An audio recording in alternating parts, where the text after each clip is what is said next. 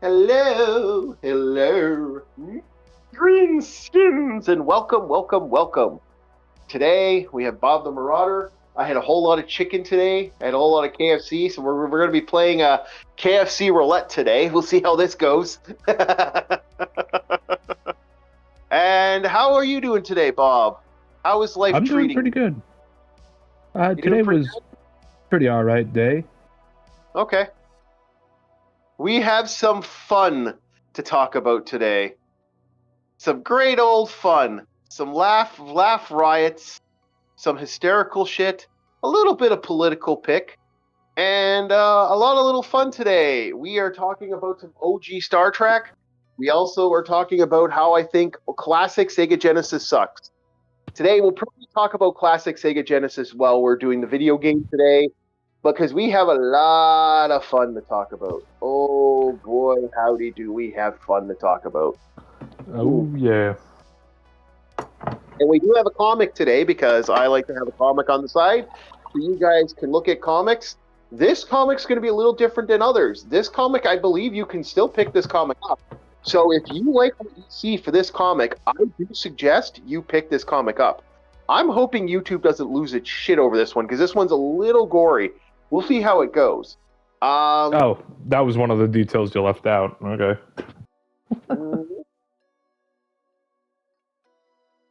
Oh yeah, it's about a serial killer. It's done cutesy. I worked on an anthropomorphic comic book called Rabbit Punch, which was supposed to be a reference to, like, it was supposed to be a fist for the North Star.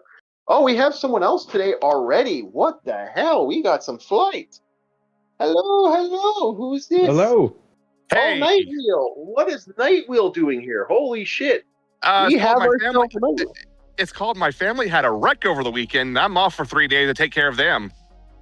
Oh my goodness. I'm sorry to hear. That sucks. Broken ribs, feet, ankles, the whole 9 yards.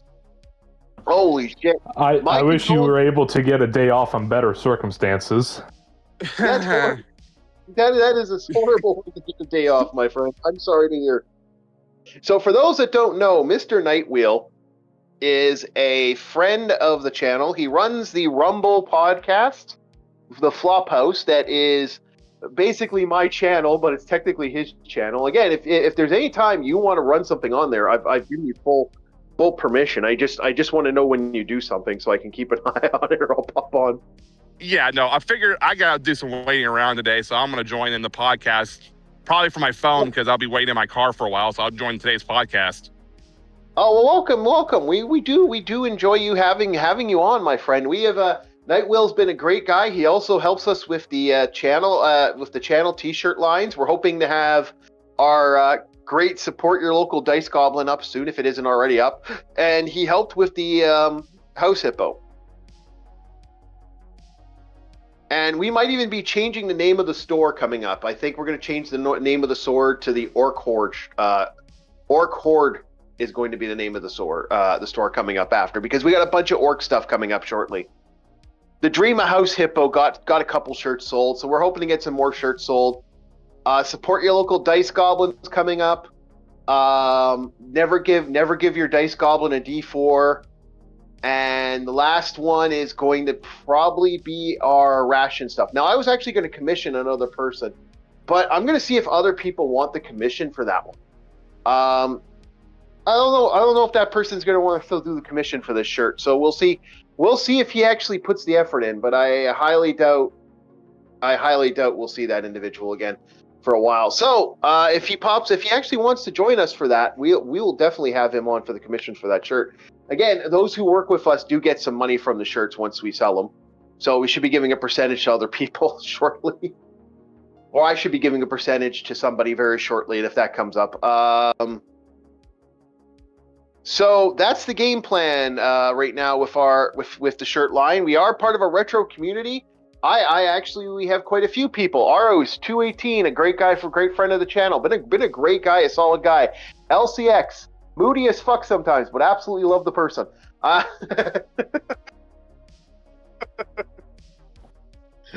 I've been many hot debates. Logan, even more moodier than the previous person. Good guy. He's a good guy. All these people are a retro community. All these people have really supported the channel, and they've been a part of the channel. So please support them. Check their channel out. Links are in the description. We also have with us a Patreon that has not gone anywhere. Now, come on, guys. We want to get up there to God rank so we could travel. We now have a new thing we're going to do if we get to the demigod status, where we make a lot of money on this channel. Me and Bob are going to travel to Britain, and we're going to go champing. What is champing, you ask? Champing, we are going to live stream going around Britain and Scotland and Ireland and visiting old churches that allow us to camp there. Huh. Yeah, apparently this is a thing. And once I found out this was a thing, I want to do this right now. If I win the lottery, I know what I'm doing tomorrow. I'm buying a bunch of fucking GoPro cameras, and I'm off. I'm just gone. I'm going church camping. Dude, who would not want to go church camping? That's such a cool idea. I have a massive fascination with architecture. I do too. Especially old churches and stuff. That's the one thing that pisses me off. A lot of my churches in my area, go figure what's going on in my areas over the years. A lot of the churches are locked, and it pisses me off because I've gone to these churches and they're fucking locked. I want to walk in and have a look. Like, you figure I can walk into, like, I used to be able to walk into the local, when I lived next to a Greek Orthodox church, I used to go there all the time. And I used to go there, walk in, sit down, enjoy the pews, look at the Bibles, nothing bad. It's not like I tried to have sex in the fucking thing. But then all of a sudden, We weren't thinking about that, but now you mentioned it. No. I've only had sex in a graveyard, a hospital, on a dead whale once, but that's neither here nor there. Anyway, those are oddly specific locations. Once on a roller coaster while riding it. So you're a whale of all places? Yes. Okay, Moby Dick. Yes. Oh, I'm not beating any bestiality jokes here. Bestiality allegations in the near future.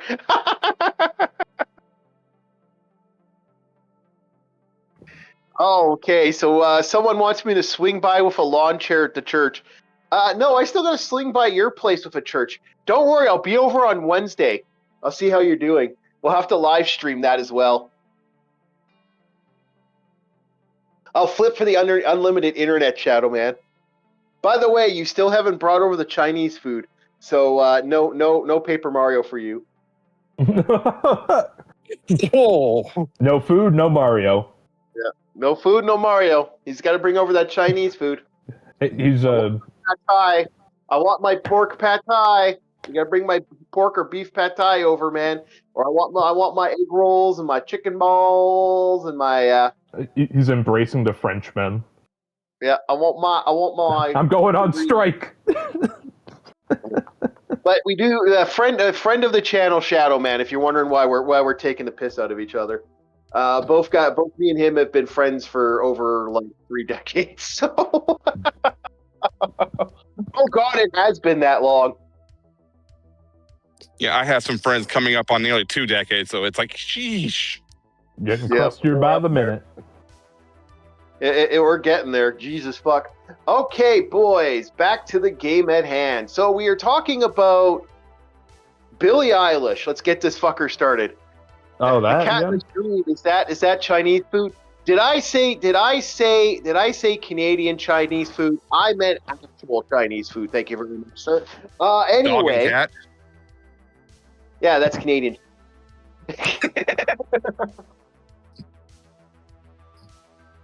Okay, American Chinese food.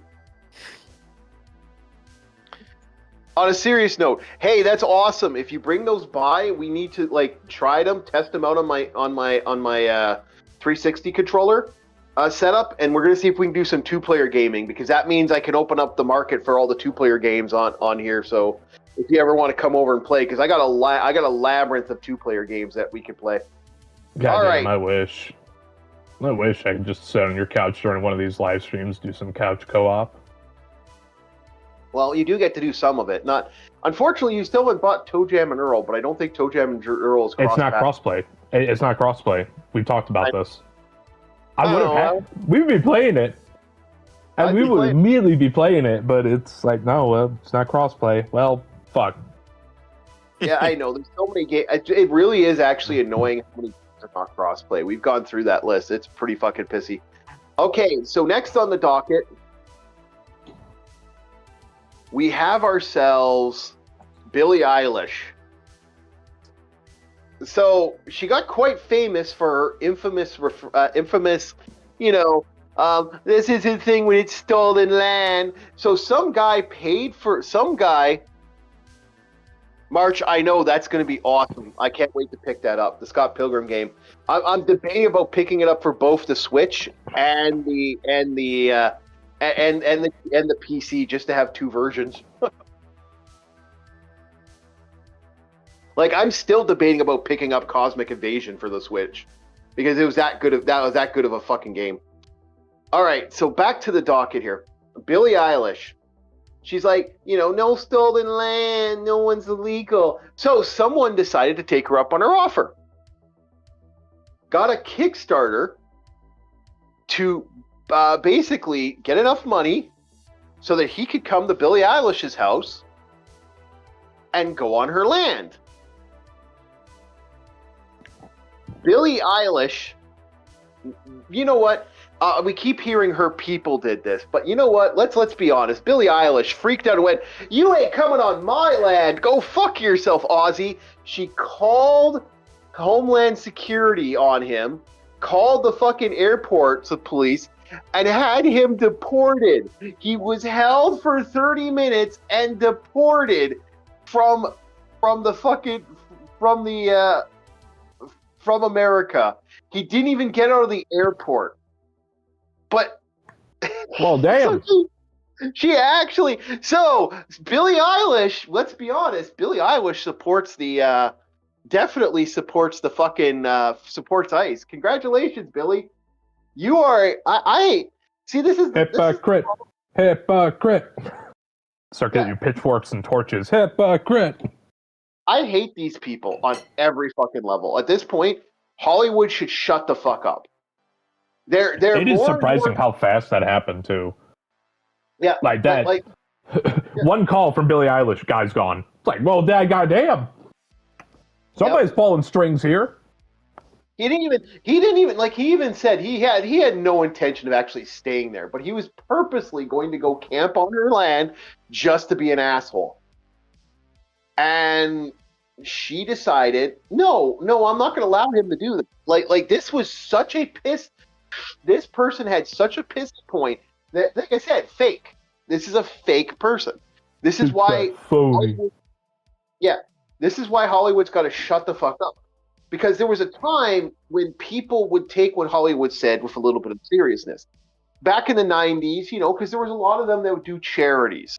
And they would kind of like build this fake rapport. The truth is, people keep saying it. It's not even coming from the left, because it's not even coming from the right side, the center. Well, what's left of the center is slowly disappearing. Thank you very much, you individuals. And then the left.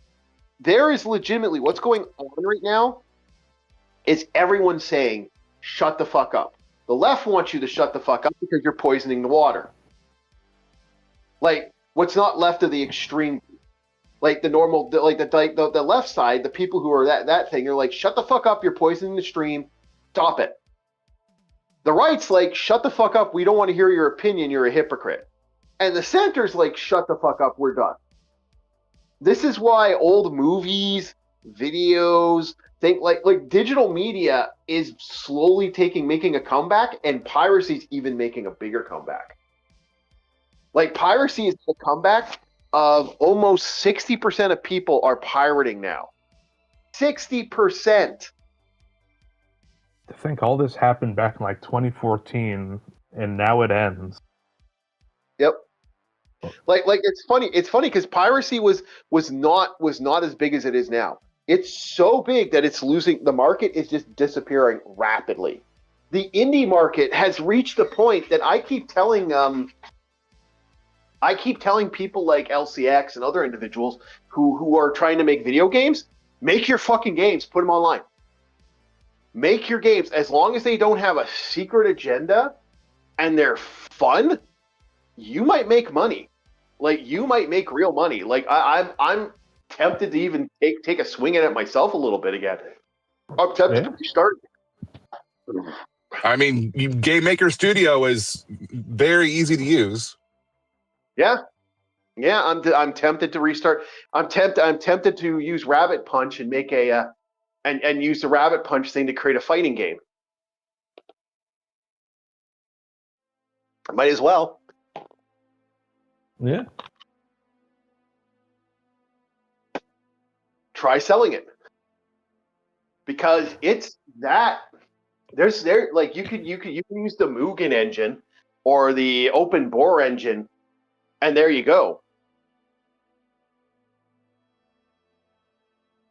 And if you want to do a visual novel, you use RenPy. Yep. No, like and indie games are under $20 right now. He is right there too. I just got an indie game for like. But here's the thing, Shadow. I'm playing these $20 indie games. Like, I'm even willing to spend $30 on an indie game. Like, fuck, I spent 90 on Metroid recently. Oh God, that was okay. That was not a $90 game. If that was a $60 game, if that was a $40 game, let's be honest, it's worth 30.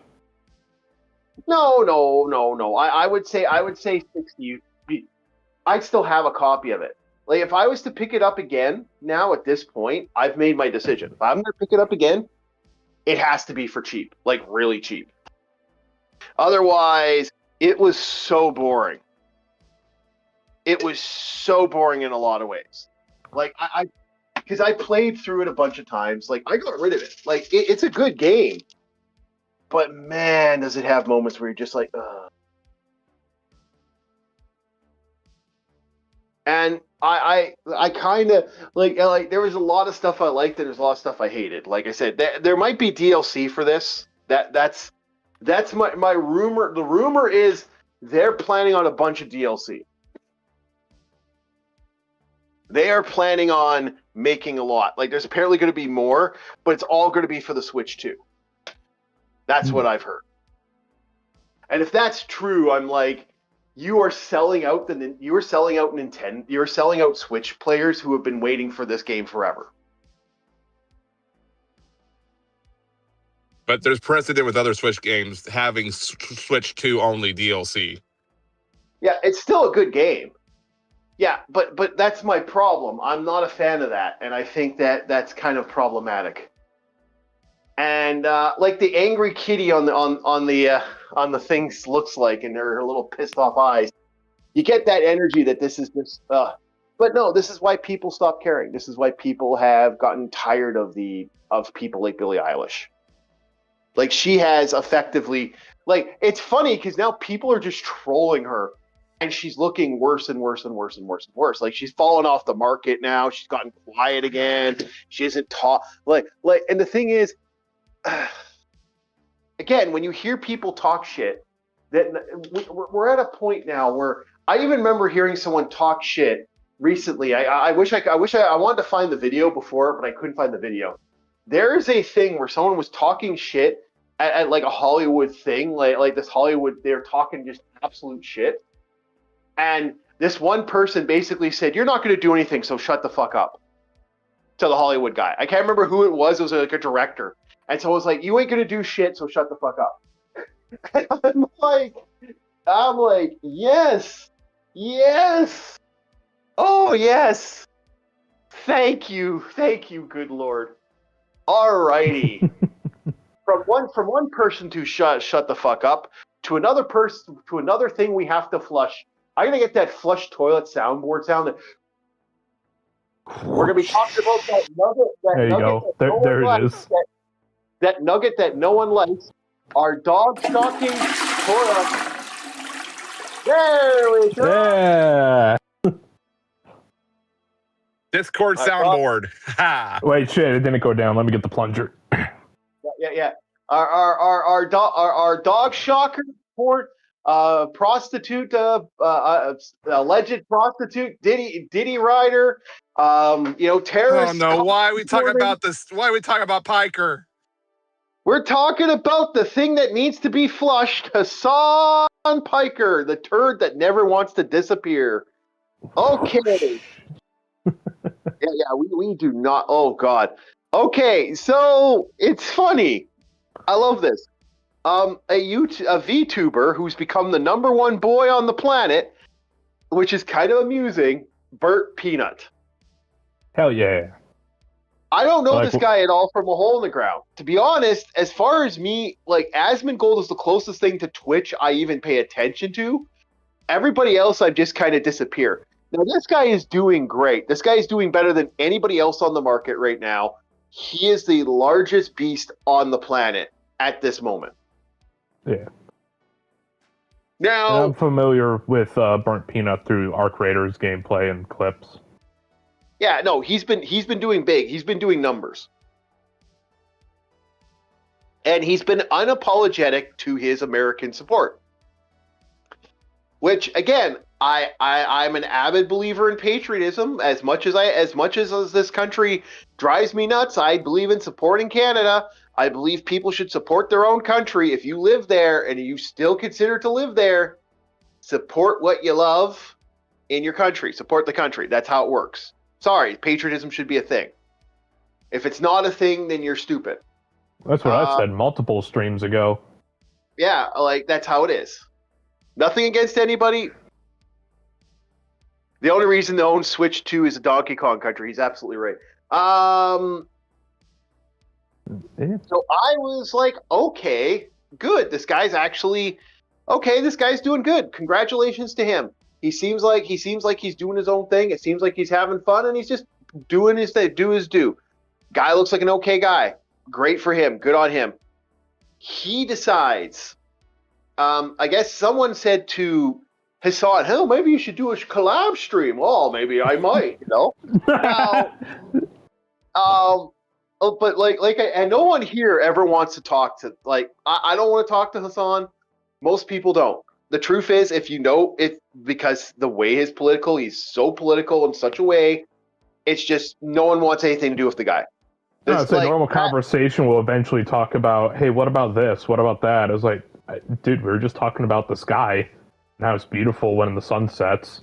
The hell did that come from? And then his not gay conversations. Yeah. It's all.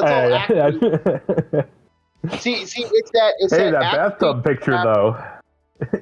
It's that activate trap card. It's that passive aggressive bullshit. It's that come at someone full tilt without having an attitude. That type of bullshit pisses me off, and that's what Hassan does.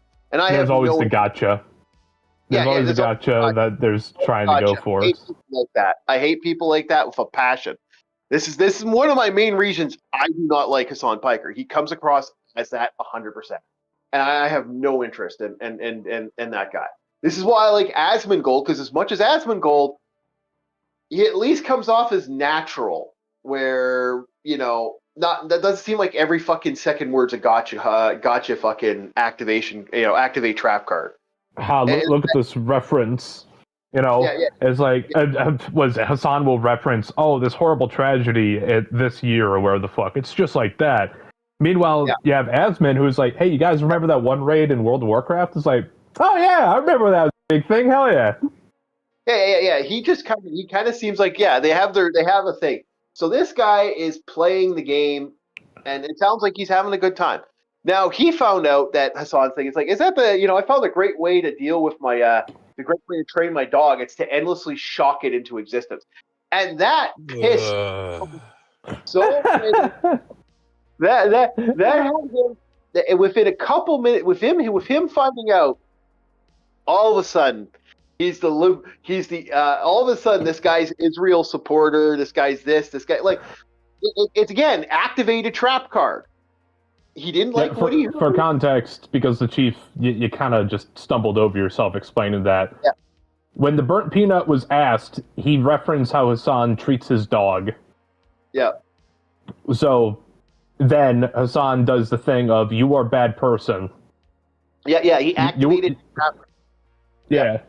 Yeah. It's dealing with. It was an immediate response. It was so quick. Yeah. It's like autopilot at this point.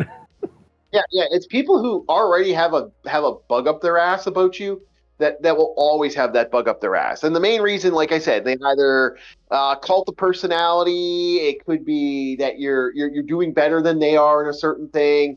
It could be it's people like that. There's so they a have reason why envy can be a sin. Yeah, it's like that. It's like that little tit. It has no value in anything, and that's how it is. I've met many people in my life where these words are usually, I don't know what it is, but I don't like that person. Is it too hard to ask people to not be a petulant bastard? Yeah. I've dealt with people like that my entire life. It's either A or B or C. It's just and so they're looking for any excuse. I've dealt with it with and you know I deal with and with Hassan's social credit. That ain't gonna dink anything on Burnt Peanut's armor. Yeah, it's not. You are in the gutter, Mr. Piker. Yeah, your word has no more value now. Yeah. And your reputation is tarnished. Be gone, witch. Yeah, his numbers are slowly dropping. He's not doing good. Like he dumped out of YouTube recently because he's not making the numbers on. He's only making the numbers on Twitch because no one cares. I hate to say it. It's the only he's only a animal of existence until his existence is not. It's just how it is. Until you are no longer profitable. I'm probably, and we're probably never going to be as big as Hassan. Like I'll be happy if we get to 1,000, but I know damn well I'm not. No way that cult of personality is going to be jumping up. This is even if we're mere voices in the ether. I'm happy to entertain somebody. Yeah, exactly. And I got to be honest, like with him with the bots and stuff, because now the excuse is the bots. But like I said, it's these people who activate their trap cards. I'm sick and tired of it. Like I have no patience for these cocksuckers at this point. I have no patience for that passive aggressive stuff. And I've even on more than one occasion have had someone not too long ago is like, yeah, go fuck yourself. Just fuck you. Eat shit. I just instantly fuck you, eat shit. I have no patience for it. Like it's just zero. Like it's clear you have an issue with me. It's clear you clear that whatever that issue is, you made it a point to make it an issue right now. Eat shit, go fuck yourself. That's literally how I feel about it. Like I'd say I'm at that point. All right, next on the docket, we have ourselves Bob saw Star Trek. All right. Yeah. Which Star Trek? He saw Next Generation, Farpoint Station, the very first episode, both parts, and he watched Starfleet Academy. Watch is a strong word to use. It was more like I was strapped down like the guy in Clockwork Orange. Yeah, it was literally, it's awful. Okay, so let's break down your thoughts on Next Generation. What was your thought on Next Generation? Just a surface level, and then we'll get to the more deep. On the surface level, all around, fucking solid. It had good pacing. It had its stakes, and everybody was consistent within their own realm. Nobody was quipping jokes left and right and center. It was like, people had their moments. Like, what is it? Kirk called Data Pinocchio, but obviously since Data doesn't understand idioms, metaphors, and jokes... Well, that wasn't Kirk, that was Riker, but okay. Riker, my bad. Okay. Sorry, I'm still getting the names. Same energy. But Data, being an android who focuses mostly on the facts, and every fact that is stated, he can repeat and remember perfectly, he didn't quite understand the Pinocchio thing. But I liked it because it's just like, he probably wouldn't just immediately laugh at that. He'd be like, huh, very well. And they just continued on. And I really like that conversation between, what's the guy's name again? Which one Riker? are you talking about? Riker. and his name is yeah. Mm-hmm. Yeah. So Riker. between Riker and Data, he's like, so do you think you're better than humans? Well, I am better than humans, but I would give it up just to be human. Yep. That was solid writing. That was beautiful. I like that.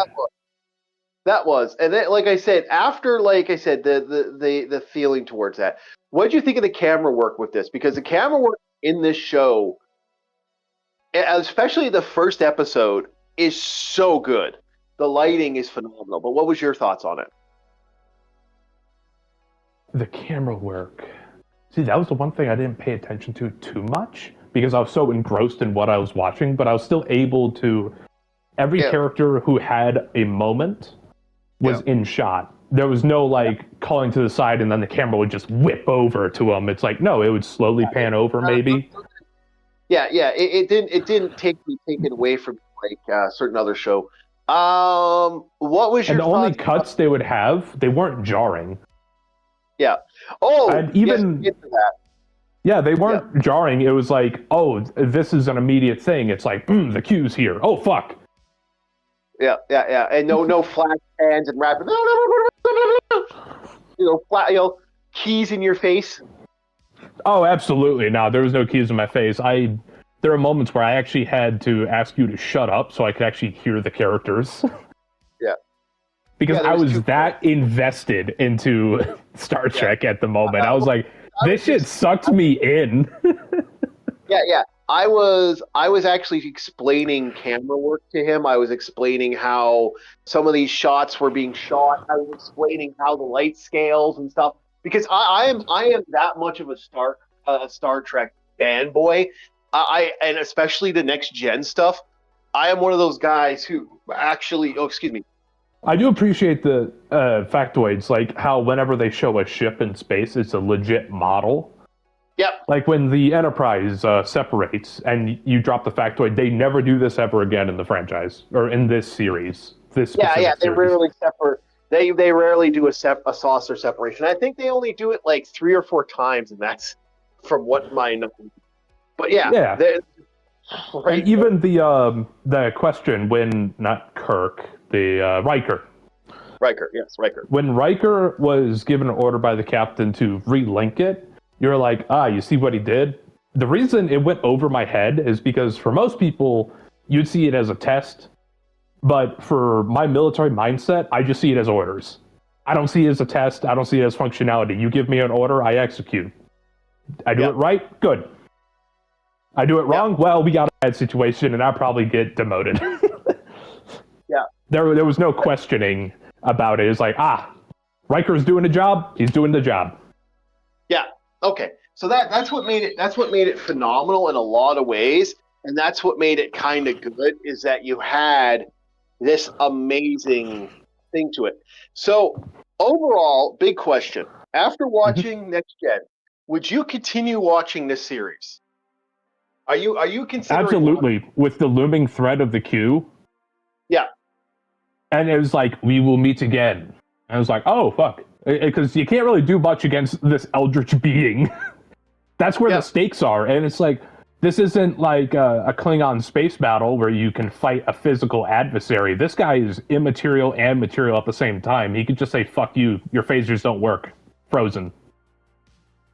Yep, that's right. So that's what I liked about the stakes. There was no cartoonish. It was like dead serious. And even like some people would see the Q's first appearance as comedic. I saw it as very interesting because it was like, I come to you as a fellow ship captain. So what does he do? He goes into the human subconsciousness to get a depiction of a vessel captain. And it is an individual with the mannerisms and dress of Christopher Columbus's day. Yeah. And what made it fascinating for that was clearly something Picard would register. And that because of who Picard is. Picard, if you get to learn the series a little more, Picard is actually like that as a person. So now that we've gone into the good, now let me I'm gonna 1 second here. I got helicopters going everywhere, so hold on a second. I got a lot of helicopters. They're coming for you. No problem. Oh man, we're gonna lose our chief. No, first Venezuela, now us. Fuck. All right, I'll be right back, boys. I gotta close the windows, so hold on a second. You gotta close the windows before somebody breaches them.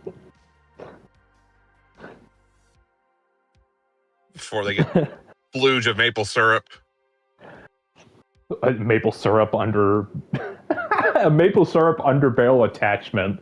Now that's a thought.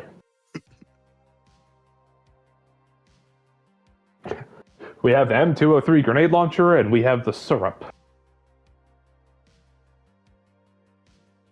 Neg 3 to movement.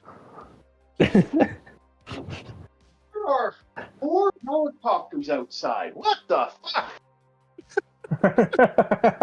No, seriously, They're coming for you. It doesn't matter, you're Canadian.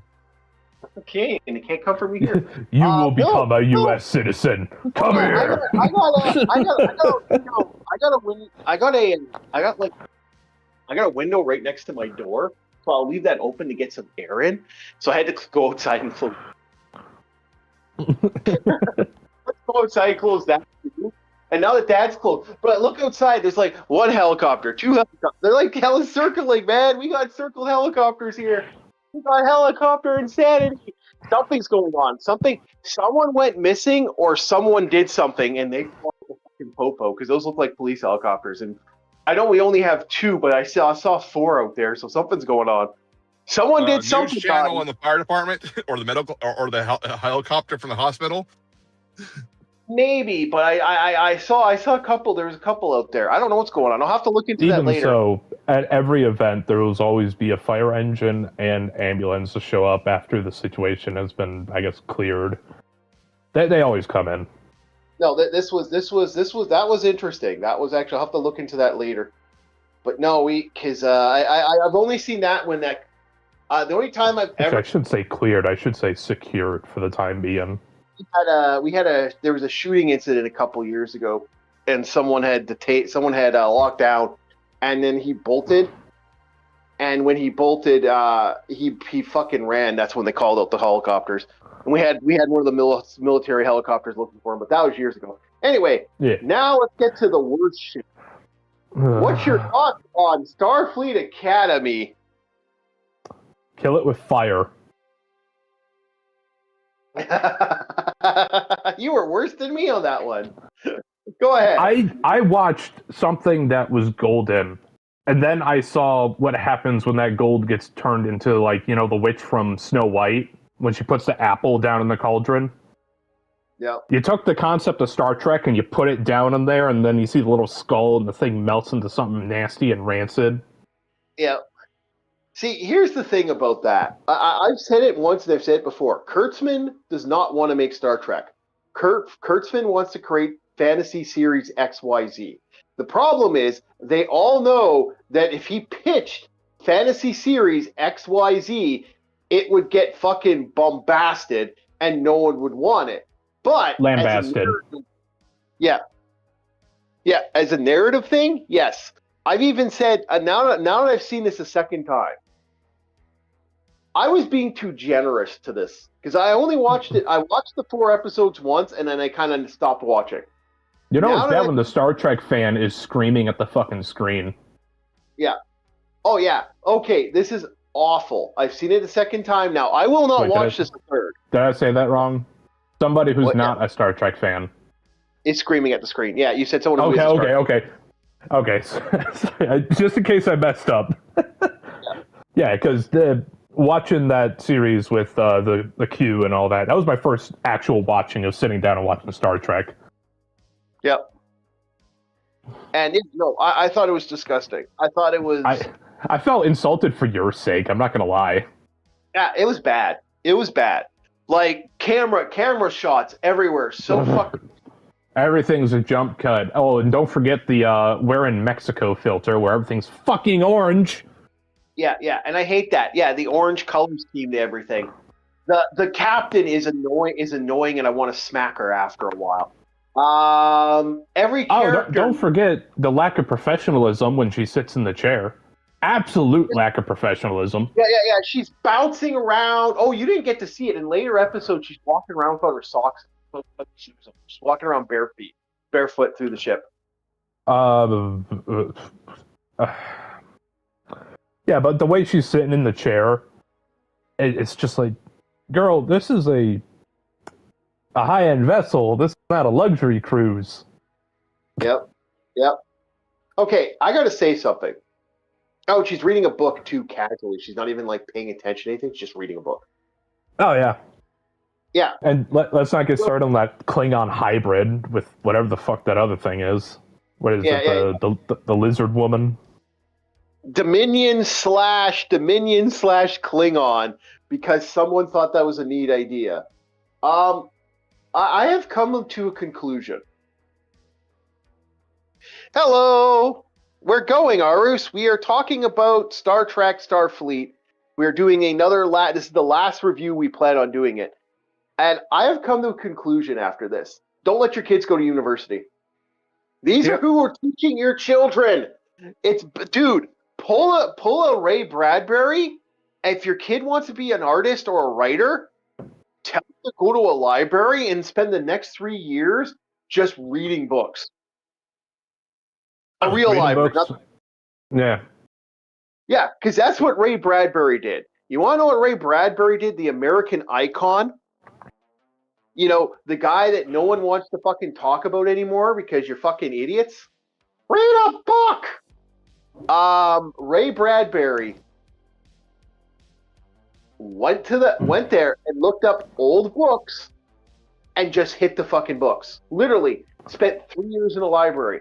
Then he came out and wrote his first book. And it was a fucking banger. Oh, dude. My biggest problem I have with the Starfleet Academy shit is, okay, shit's going down, even though that entire situation couldn't have been evaded, but nobody moves with any sense of urgency. It's pause, look at the character. Should we start from the start? I'm jumping ahead. Let's start from the start. We'll start from the start, but 1 second. Arus, question for you. Did going to college get you a job? Honest question.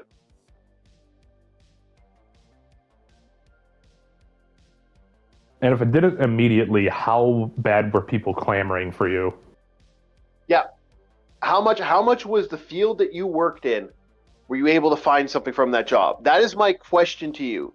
If you want to say I wasted 2 years, then you just say no. I can't see. I know I wasted 2 years in college. Thanks a lot, Grandma. And to my second thing, it was like, no. So nobody was immediately jumping for him, a college-educated individual. Are you using your college skills in real life right now? Has that actually improved your life? Any of it? And anything that you have learned in college, not original school, not, elementary, middle, or high school, college. Okay. I don't know. I never checked the financial aid. Okay.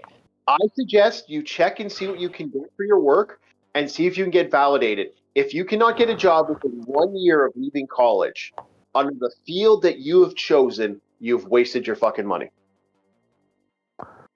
I wonder if we can get a civil suit if we get enough people. Yeah. Dude, if someone promises you that, that's fine. But like, if you're not, like, I'm not trying to be, I'm not trying. We're not belittling you in any way. We're asking a genuine societal question. Like, because I've known people who've gone to university. I've known people who've done the skills. Try 10 years, damn it.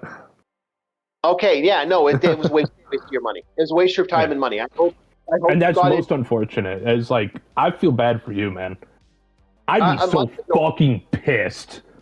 Yeah. Like, take it from someone who knows people from inside and outside the university core, inside and out of college. If you do not have a job within 1 year, you wasted it. Yeah, that's about right. That's about right. I'm sorry, man. You wasted your time and your money, my friend. It would have been better served elsewhere. And here's the thing: people keep telling me, like, reminding me, it's like, hey, you got a GI Bill. You should go to college. For what? Yeah. Yeah. I'm sorry. Like, yeah, sure. I get like first, few years, like a year or two for free, as long as I don't flunk anything. But it's just for what? What would I be doing that for? I'm just wasting time at that point. I know so many people who have legitimately spent decades without getting a single college fucking shit. One of my most famous friends, we call them the most educated. No, don't hate the grandma, man. No, don't hate Graham. Don't hate Grammy. Don't hate all right? grandma. Grandma came from she went with what she thought was best for you. Genuinely, that's how the older generations are. Yeah, it was a generational thing. Back in the day, just getting a college degree guaranteed you jobs. It doesn't now. I'm not joking when I say this. This is why I call it adult daycare, because that's what it is. Because unless you have unless you have something backing you up, do not go into that field. There is better work for road. I can tell you this right now. You can make more money than at most things at college. It's going to suck. It's going to work. It's going to be brutal, but I guarantee you can apply to flag places, to road crews, to fucking janitorial work. Dude, never diss those manual labor jobs. They pay well and they take care of their people. They do. 90% of the time. Dude, if my back wasn't fucked, and I gotta watch out. I was doing the back stretching today when I was working out. I had to stop. So it's okay to say to me she won't give the money just because Dad said, bad boy, we have a damn I'm sorry, Iris. We weren't trying to get into the whole family situation. We were just... Dude, no, we're just trying to cut off the family situation so you're not revealing anything, so you're not going to get in trouble on the live stream, so this doesn't come back to bite you in your ass. That's why we were trying to cut it off. We're trying to cut it off, man, so you're not getting in trouble, my friend. We don't want you getting in trouble, my friend. You deserve every right to fucking have your issues. But I don't want you airing this on something that could get a large number of people watching. So please don't do that. Here. Just for the sake of privacy, I will help you out, man. Yeah. There you go. I don't want you, opening your heart to the public. We respect your honesty, though. Don't get us wrong. Yeah. That's all I worry about, my friend. But no, if you want my honest opinion on the matter, trade jobs right now will get you the good money. God damn it, up here in Canada, not gonna lie, if you're young enough and you're willing to spend the time, they will train you to be a train driver for $2,000 a week. Yeah. Yeah, no. I get what you're saying, but I'm just telling you job opportunities up here in Canada. $2,000 for 2 weeks of work for the training for a month, and you get hired instantly because they need these laborers. The laborers are the hardest fucking thing people are looking for right now. I had a friend of mine tell me that if Bob lived in another state, I could get him a job as a road crew guy tomorrow. I just have to give someone a phone call. I might be able to get him something. I remember when I was signing up for security work and they kept denying me. Moment I leave, and shit's getting hectic. Hey, we need people. Oh man, it fucking sucks, doesn't it? Oh man. Yeah. Oh gee. Yeah, no, it's Nightwheel can contest to this, right? Like if Nightwheel's still with us. Yeah, I'm still with you. Yeah. No, you could contest to it. How often is trade jobs they open up sometimes? People. I tried to get on with the company I was on twice. I finally went through a temp to finally get hired, and if this didn't work out, I was going to give up with this company. Yep. Yeah, good money, man. Good money, good pay. It gets you decent living. It's not perfect. It's gonna suck. God, I don't like it, but I like the pay. Oh, dude, it's the pay. It's the pay that does it, man. And if you can last 10 years, you got fucking retirement plan if all goes well. I knew a guy in the custodial work. Yeah. He saved enough money, was able to, live in a house, make a family, and have a nice car. Yeah. And he was just a custodian. Simple guy. I mean, straightforward, honest.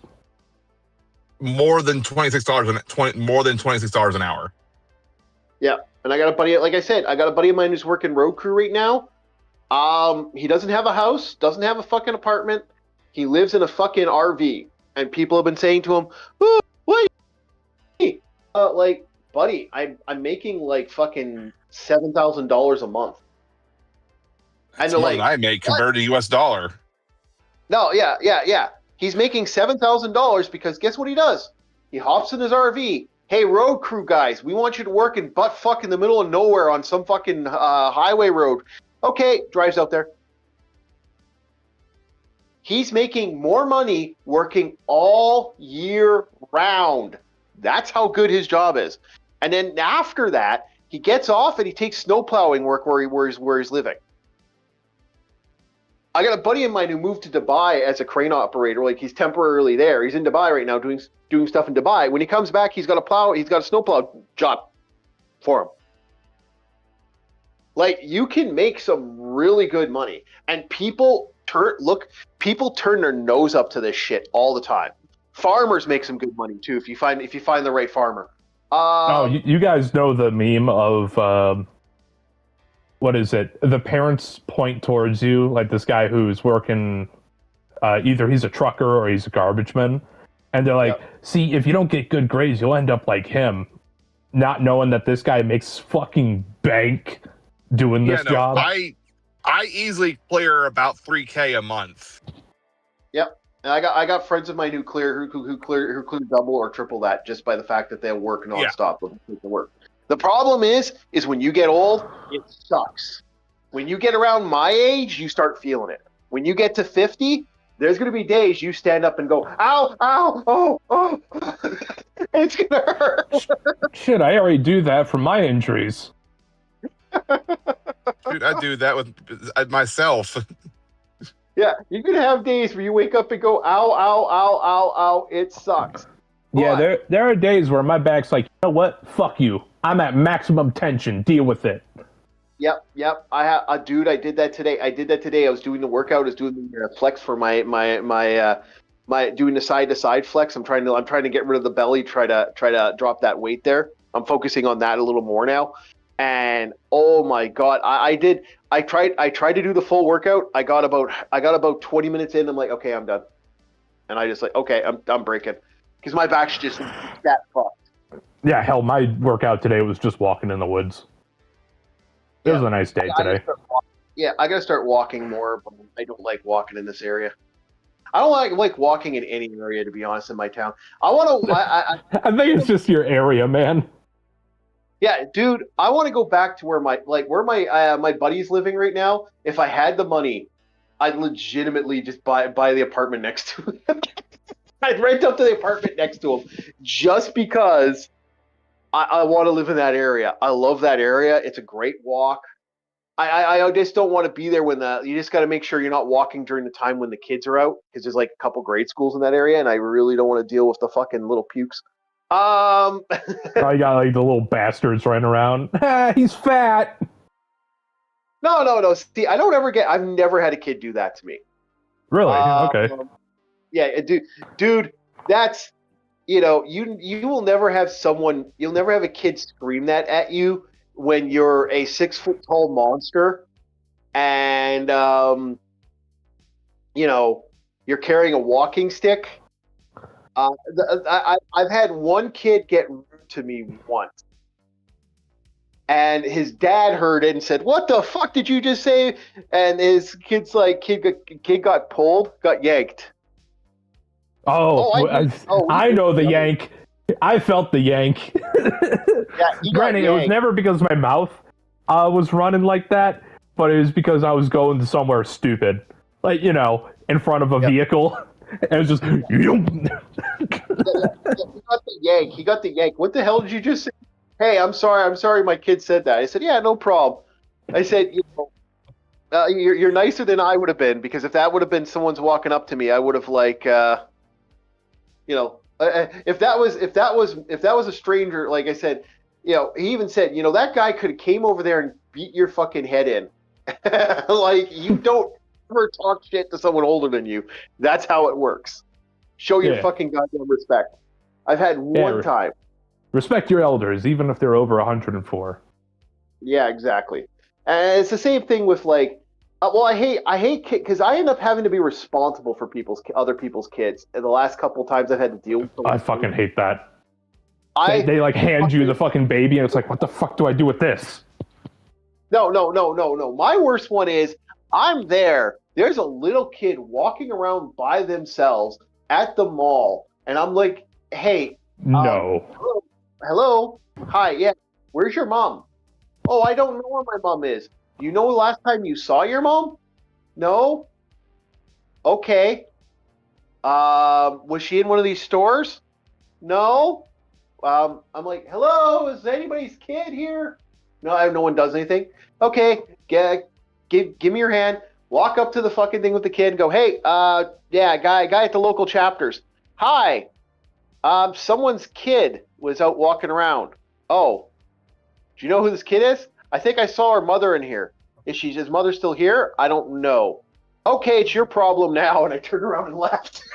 Yeah, at that point, it's like you just get the security guard to handle that. Yeah, I'm not dealing with that shit. That's not because that's the fucked up part about what's going on nowadays.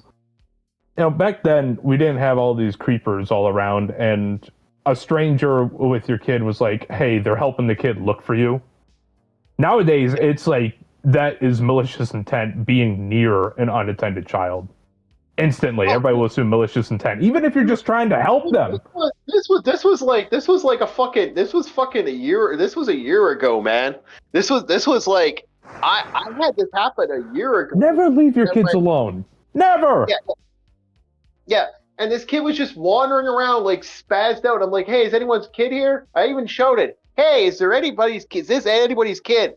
And no one responded. Hey, yeah, I don't know which one's. Well, actually, I was about to say which one's worse, but I already know the lady that values her mocha over her baby is worse. Okay. I know. Or her nails, and then her baby died in the car. I'm leaving it there unless you want to talk about it. I'm just going to leave it there. I'm not talking about that. I do not want to talk about that. But no, for me, my thing. I think those helicopters are gone. I'll open up the window. I think they're done searching. The chief lost all 4 of his stars. Yeah. Look, I only use the rocket launcher. Notice we just stopped talking about Academy, outright. We're gonna get back to Academy, I swear. But I want to tell the story about the an incident I had. So he hates the younglings. Use the dark side of the Force, Orky. From Shadow Man. So we're gonna have fun. I should get a picture of a road. You know what? Okay, start talking about Starfleet. Star Trek Academy. Academy. Yeah, break that fucker down. Well, I add to this story because I want to tell the story. So this is a bad story. The problem I have here with the first little bit, I'll go to the first scene of episode 1.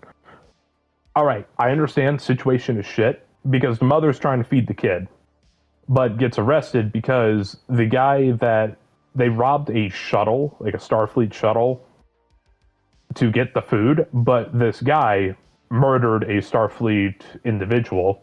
Now she's accessory to murder, even though she just was there for the food. Okay, we got that down. Normally, in a situation like this, she'd be put away in a prison or something really bad, but because of the understanding of circumstance, she's effectively put in a rehabilitation area, like a little summer camp, asylum, to, what's the word? Reintroduced to society or whatnot. It was a re-education center. Yeah, and it sounds worse than it is because from what the chief told me in Star Trek, some of them are actually really nice, especially the one over in Sydney, Australia. Yep. And she only has to do it for 5 years. She could still receive visitation from her kid.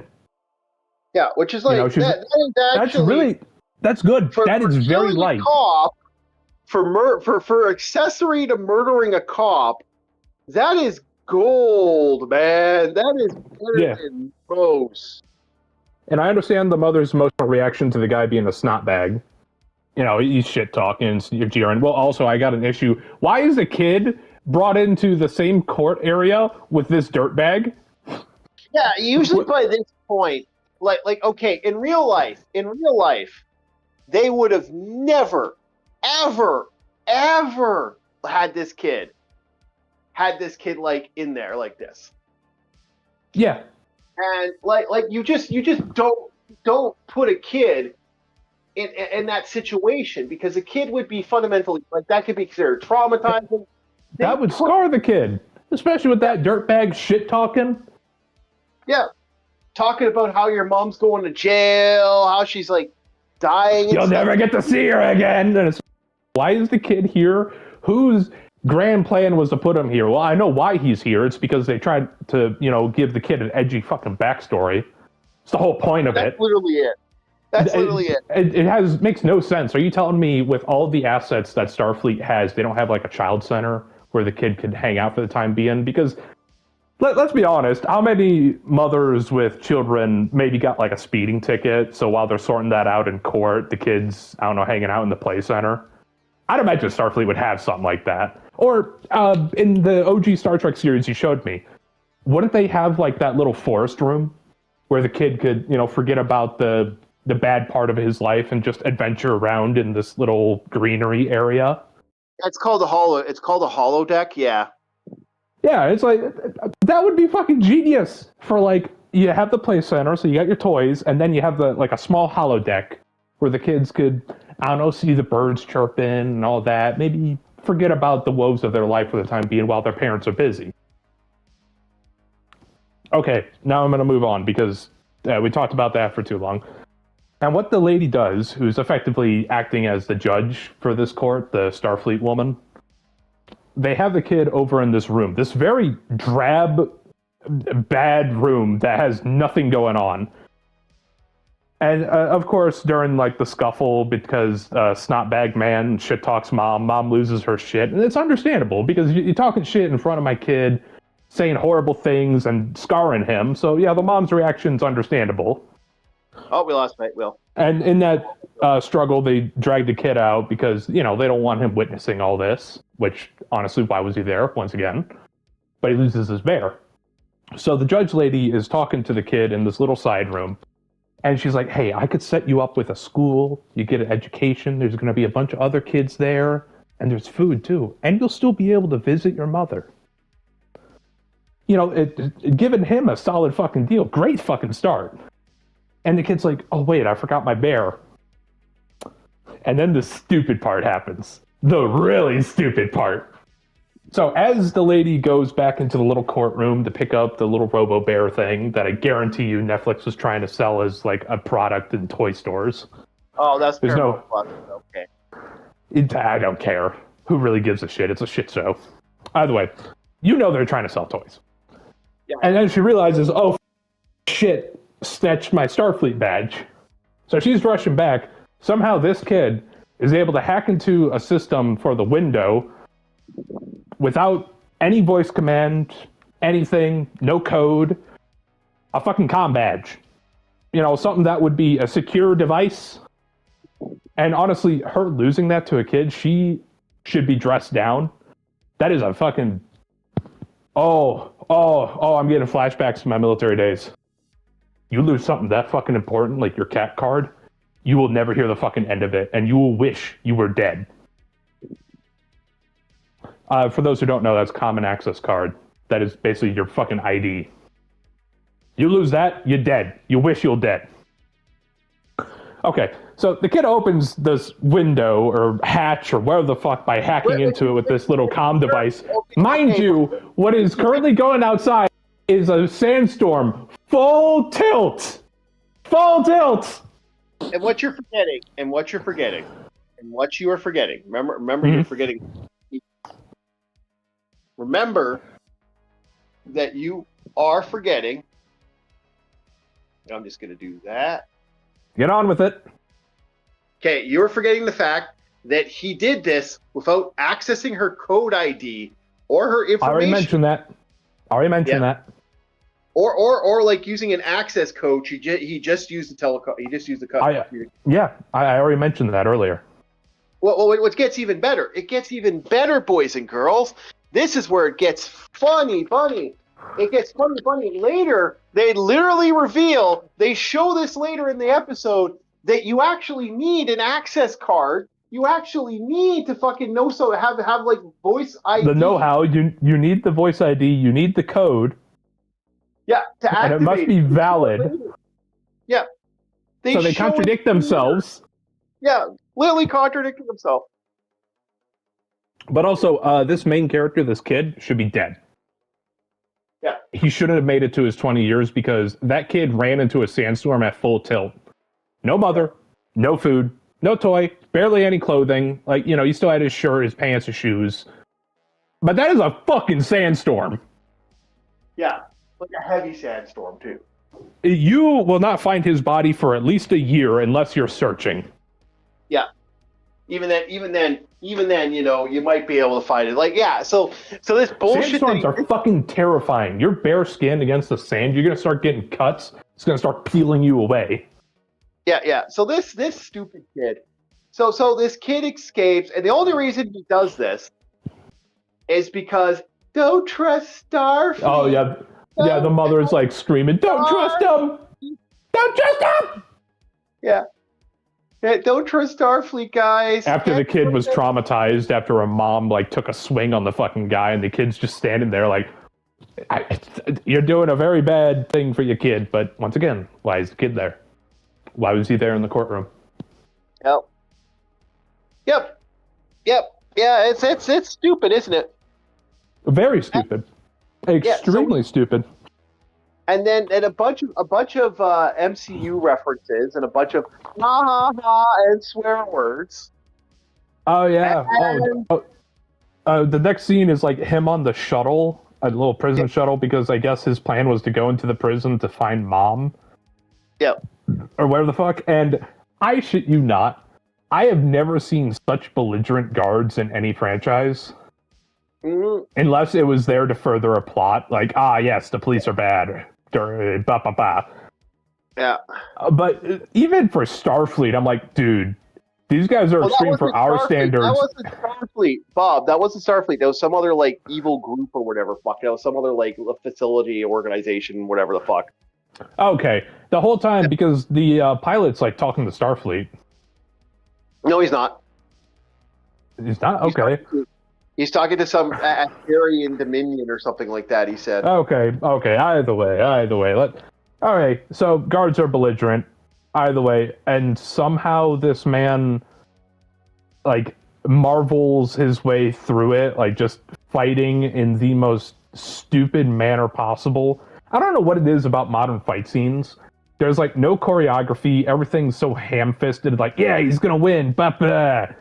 Oh, look at this camera angle where the guy totally misses the fucking punch, and you could tell it's choreographed. The part that really annoyed me was the pilot. So, that's all the camera shots. Oh, and the camera shots. The jump cuts are fucking stupid. So, the pilot has this little force field to separate him from the little prison section. Yeah. If I was the pilot, I'm calling my, big brother over here. Prisoner's loose. Oh, fuck. I ain't turning that force field off. I'm sorry about my guys in the back. I ain't turning it off. Why? Yep. Because I land, I dock, and there's a goon squad waiting outside. For those who don't know a goon squad, that is riot police. Yeah. They will gas the shit out of that. Also, like, legitimately, they have, like, they have what's called the Miniforian gas, which has been used in Star Trek all the time, where they just knock someone unconscious. All they would have done was activate the gas, and the guy would have passed out. And everyone would have passed out, but that would have been the end of the fight. All right, so we're gonna speed this up a little bit. But no, the pilot deactivates the force field, gets his shit kicked in, and the guy flies in. It's like, woohoo! Marvel moment, yeah!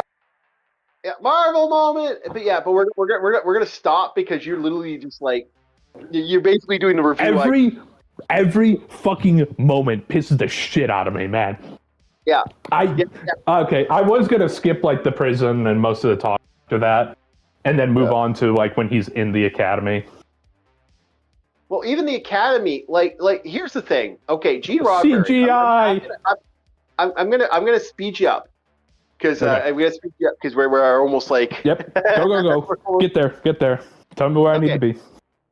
Okay. So, Gene Roddenberry had a rule about no modern colloquials. So references to memes, modern day shit. I'm a Cadorian, bitch. Dying isn't attractive and all this shit. Like, what's her face? The cute girl was saying all that shit. You want to know my immediate reaction to her? Is like, oh, that's a turnoff. Didn't ask, bitch. Get the fuck out of my way. Yeah. I didn't ask. Move. And I just blow past her. Yeah. But I'm like, this bullshit where they're using swear words and everything about this is so modernized. This is so dated. Next Gen, when you watch Next Gen, we're gonna do quick comparisons here. We're actually gonna go back and forth here because you're literally just rehashing the stuff I complained about. I know, but at least in Cyberpunk, the lingo is within its own time period, so it's timeless within its own little framework. Yeah, but in Next Gen, watching that now, can you tell that was made almost fucking 30 years ago? Almost close to 30 years now. Outside of the camera work and maybe some special effects, no, I didn't even care about that. It was just really well written, really well shot. And I didn't care if it came out in the fucking 60s or whatever the fuck. I know it didn't come out then. Not including the camera work. Oh, you're saying language used at the time. No, I didn't pick up on any of that because I genuinely thought these characters were in the future and they're past all that nonsense. Yeah, like you can watch Next Generation. I've actually done this. I've shown kids Next Generation, and I asked them, when did you think the show came out? 2020, 2019.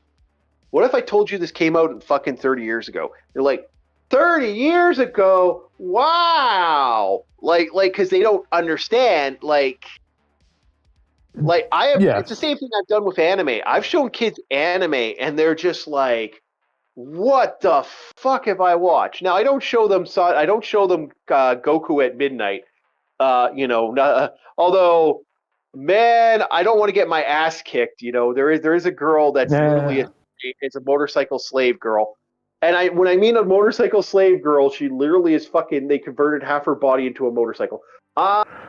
No, see, you always go on these tangents, and it's like nobody's asking about that. You're showing them the classic good stuff. Yeah, but I've shown people classic good stuff, and it's hysterical because I'll show them Next Gen or I'll show them Deep Space Nine, and they're floored by it. I've shown teenagers this, and I asked them when this came out, and unless they Google it, they usually don't normally see that. Yeah, my guess would have been 70s. Yeah. That's the problem. Like, if you looked at that, that came out in the 90s. That's also because I watched a lot of oldies, like cowboy flicks and LA noir stuff. Yeah, but if you watch that, you watch the new Trek, it's dated as fuck. New Trek. Oh yeah. It's and so even dated. if they didn't have the colloquialisms, like swearing and all that, just visual. The action, the visual and the actions, it's like, dude, this is Marvel shit era. Yeah. You can already tell. Yeah, the splaining is annoying. Everybody having to have this little comedic moment. Everybody having their the camera pans to them and they're having their moment of a character. Look at the character smile and all of that. Meanwhile, shit's getting turned upside down. Can you guys move with a fucking purpose? Yep, exactly. This shit is this is why I'm saying Star Trek, old Trek is garbage. New Trek's garbage, not old Trek. Yeah, New Trek is garbage. New Trek is, old Trek is great. New Trek is garbage. You know what's really bad? Yeah. The one chick who's like, oh, that's a turn off, that's a turn on. I like it when people fight. When I first saw her, I compared her to a fish. She looked like a fish. Yeah, the weird. I don't even know what race. That's the weird thing about her. No, I was just saying it because, like, I don't know if they did something for the actress in the makeup department, but they made her mouth really fucking wide, like a largemouth bass. That's the lipstick she's wearing. She's wearing polar lipstick, like really heavy lipstick. Oh, dude, it's like, oh, that's not attractive, girl. You are not that attractive. Trust me. You cannot be making these claims of that's a turn on or that's a turn off. No one cares. She's kind of cute. Fucking fish. She's kind of cute. Anyway, like other than like later episodes, they have communal like everything about this is this like they're portraying it like a modern university, which I keep telling people stay away from the universities. Hello, who just showed up? Hey, Night Real joined back. Nature called. Okay, so yeah, it's modern universities at this point. Oh, don't forget all the CGI on top of CGI. I swear this entire show was shot on a goddamn green screen. It was awful. It was awful. Well, here's how dated this show is. They literally sing the Seattle Cum Laude song. Oh, that hipster music when they're docking to become a school. Yeah.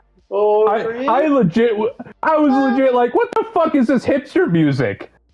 This ain't Star Trek. This doesn't scream Space Odyssey to me. When I watched that the first time, I started laughing, and I kept thinking to myself, if this was just Kurtzman's sci-fi, it'd be considered mediocre. Maybe people would watch it, then it would die. This is awful Star Trek, like the caliber. Now let's get to something awful, and then we're gonna get to the I guess we're gonna get to the video game because we already clocked. I'd say that there was that one moment where it's like you could have had tension. Where what's her name is in the med bay and the Klingon guy's, fixing her up, and he's tense because this is his first time doing some medical shit. Yeah. And he's like, on day one, do not kill your instructor. On day one, do not kill your instructor. And she goes out. Yeah. But instead of having this tense moment, she immediately comes to. Yeah. Yeah, she immediately comes to and slugs him in the shoulder and he flies across the room. I'm like, this is why I hate Marvel comedy, because you'd expect to have a tense moment, maybe a little sad here and there, but it's immediately cut off. Joke! Laugh at joke! Okay, Bob. The way I'm sorry, but I need to tell them how I would rewrite that. No. I would immediately have that moment be a little somber, but hologram girl. Fine, fuck. The fuck, man? Spritz.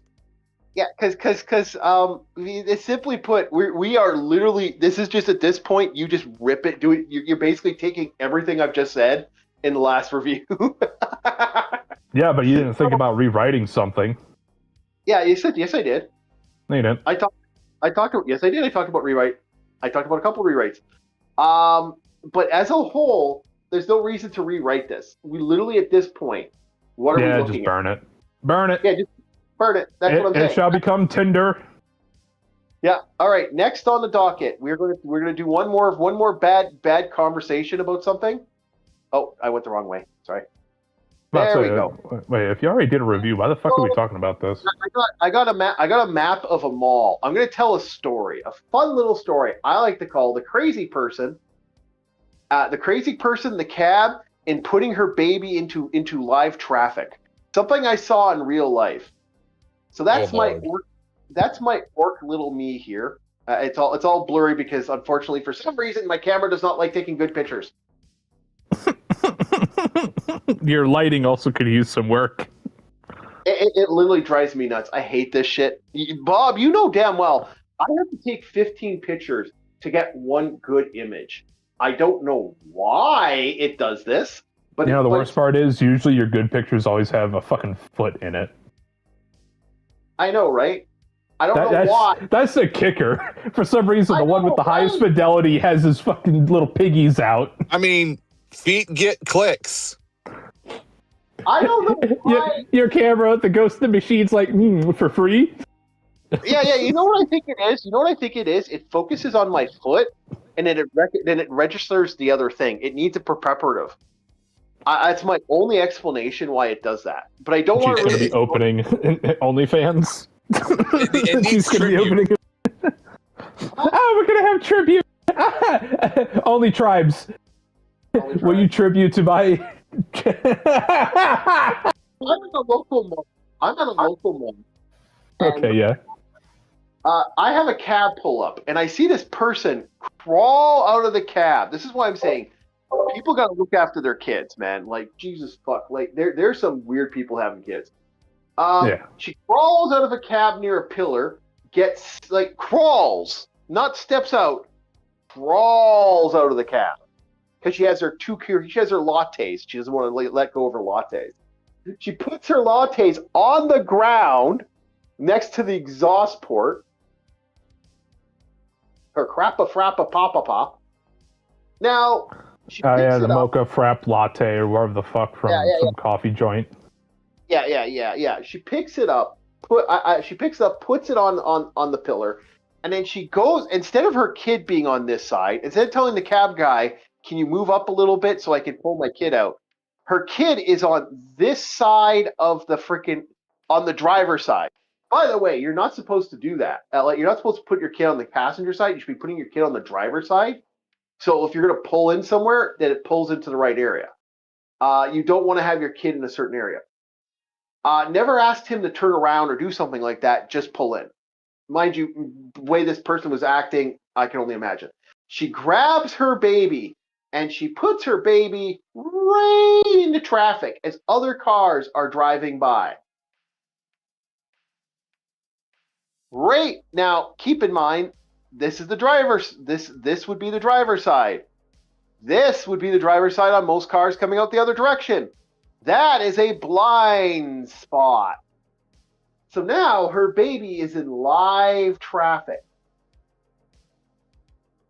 And then she starts screaming, my baby, you're my God, you're my baby. And I'm like, woman, you literally put your kid in the live traffic.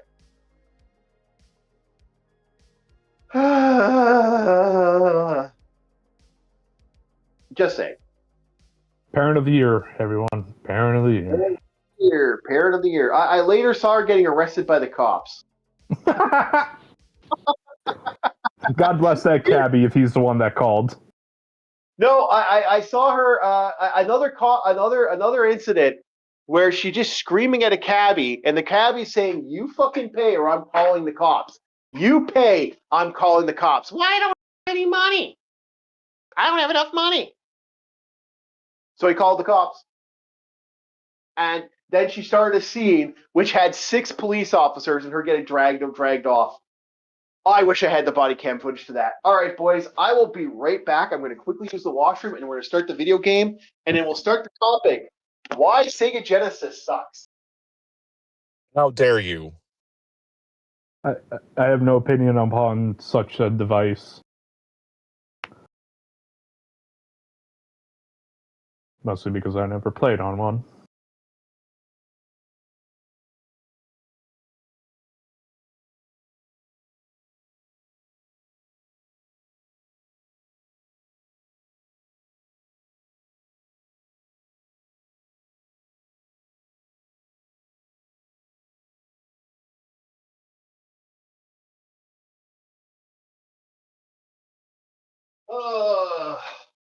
Dumpster goblins, my friend. Dumpster goblins. That's what I call those type of people. They're the dumpster kind. Hello, Arus. Welcome. Alrighty, boys. I should grab some water. Fuck! I ran out of soda. I'll get some soda later. All right, boys. Says I should get water. Notices he's out of soda. Actually, yeah, I'll get some water. So I'm gonna ask the chat. Do you guys want to see a new game? I'll have to spec it properly, but I do have a new game that we're gonna pull out. Yeah, I'm getting some water. I'm dragging you guys to get water. Actually, I'm gonna let the chat decide. Iced tea, creamsicle flavor, or berry lemonade, blueberry lemonade. What do you guys want? Lemonade. Lemonade. Yeah, blueberry lemonade. Okay, blueberry lemonade. Gotta be careful here. Okay, blueberry lemonade. I actually like this stuff. I don't know why the last couple iced tea squirts I bought literally have been leaking. I don't know why that is. I don't know what's going on there, but it's been going. See, I do like the fact I could take an adventure. You know what I plan on doing if I move into another location, like this is if I win the lottery and I move to another location. I am legitimately. I've made my decision. I'm going to legit I'm gonna get long distance internet, and I'm gonna just walk around. When we're doing the video, I'm just gonna carry a tablet with me and just walk into the woods. So you guys will hear me. You guys will hear because I'm walking through the woods as I'm doing the live stream. Didn't hear a goddamn thing. You're gonna hear. There you go. Still nothing. It's okay. just dead air after you say you're gonna hear. Really? It doesn't make a sound? Huh. No sound. It was just dead air. Oh, okay. Crunch of the grass. So do you guys want to see a new game? I have to ask the chat. Do you guys want to see a new game? Because I'm putting a new game up. I got a brand new game. I'm going to pick it up. It was on sale for it's called Operation 1964 Operation Velvet Twins, and it was on sale for absolutely like $6. So I figured I'd give it a shot. No one saying anything. All right, I think we're going to try it out. We'll see how this works. Okay, hopefully it's playing. Is it playing? Is it playing? No, it's not. Come on, you.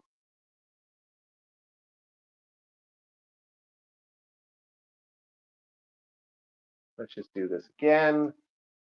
Ah, come on. Being dinky. Being dinky. Okay, fine. Create a new game source.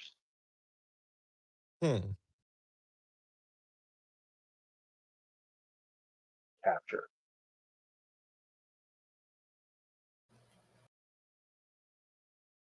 Okay. If it works.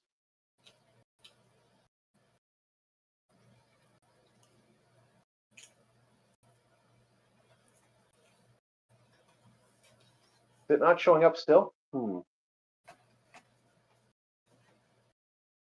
I might not be able to do anything with this one. This one looks like it's fighting me a little bit.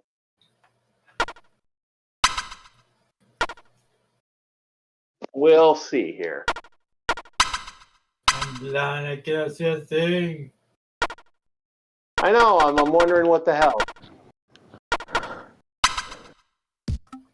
We will see. Is it operating yet? Are we seeing life? Are we have some life? Are we living in the dream? How are you?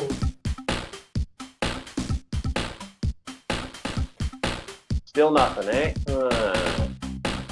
Damn it! I was hoping it would pop up. It's still not showing anything, eh?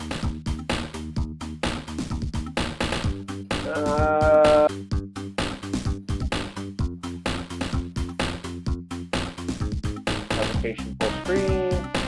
Nope. It has decided to say, go fuck yourself. Okay. I will.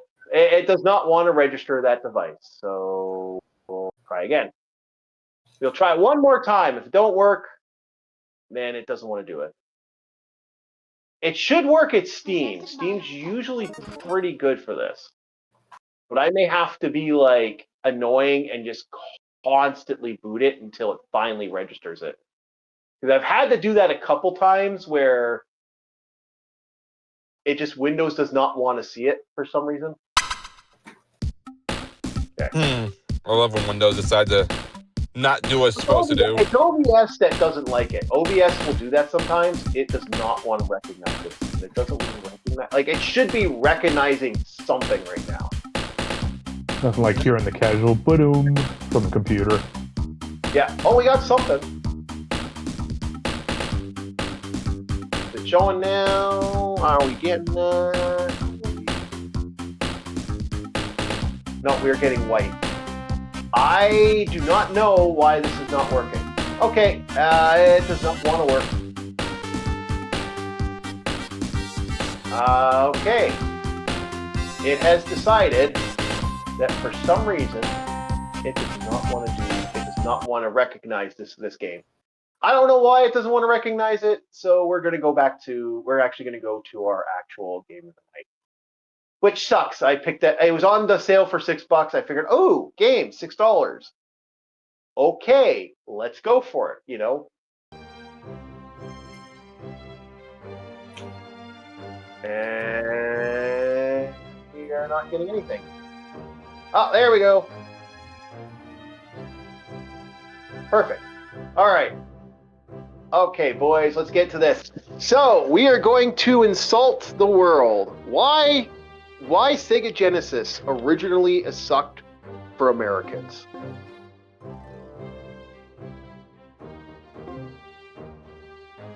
This is...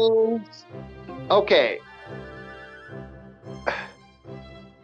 The reason I think that this became a problem for us Americans, there are 4 reasons I think that the unfortunate thing of the Sega Genesis, one of the biggest problems Sega Genesis had, issue 1.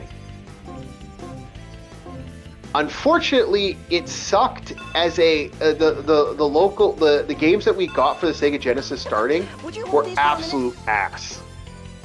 And the Mega System was bad for this too, unfortunately.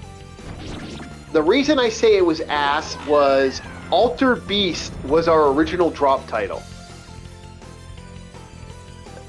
A version of Alter Beast where the game would not allow you, where the game was a coin-op game that was designed for coin-op, where you couldn't legitimately use the coins for what you need. So imagine a video game where you want to play your game, but you cannot get the legit shit for that. So imagine that. Imagine having fun with a video game where you can unfortunately not insert quarters, so the game was hard as balls. The other reason it was a problem is that legitimately what for some reason Japan, Sega Genesis games in Japan were purposely harder for Americans than they were for the. My second reason Sega Genesis sucked originally. Games were purposely hard for Americans, where they weren't hard for Japanese. This was a big problem, that they would legitimately make these games a lot harder. Sometimes there's also a skill issue. See Lost Levels. Not even skill issues. Like Lost Levels, remember, Lost Levels we finally got here. But it didn't matter. Like they didn't want to bring Lost Levels out because they thought it was going to make the game, but people wouldn't like the game. They think the game was too hard. That's why they did that with Lost Levels.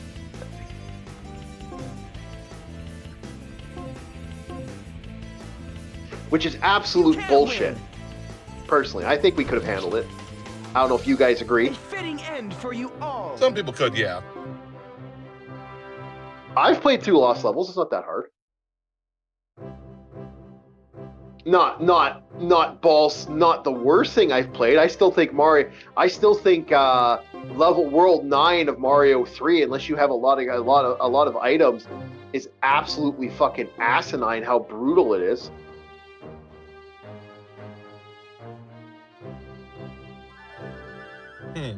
Fair. Yeah, like, not gonna lie. That shit. Wallace.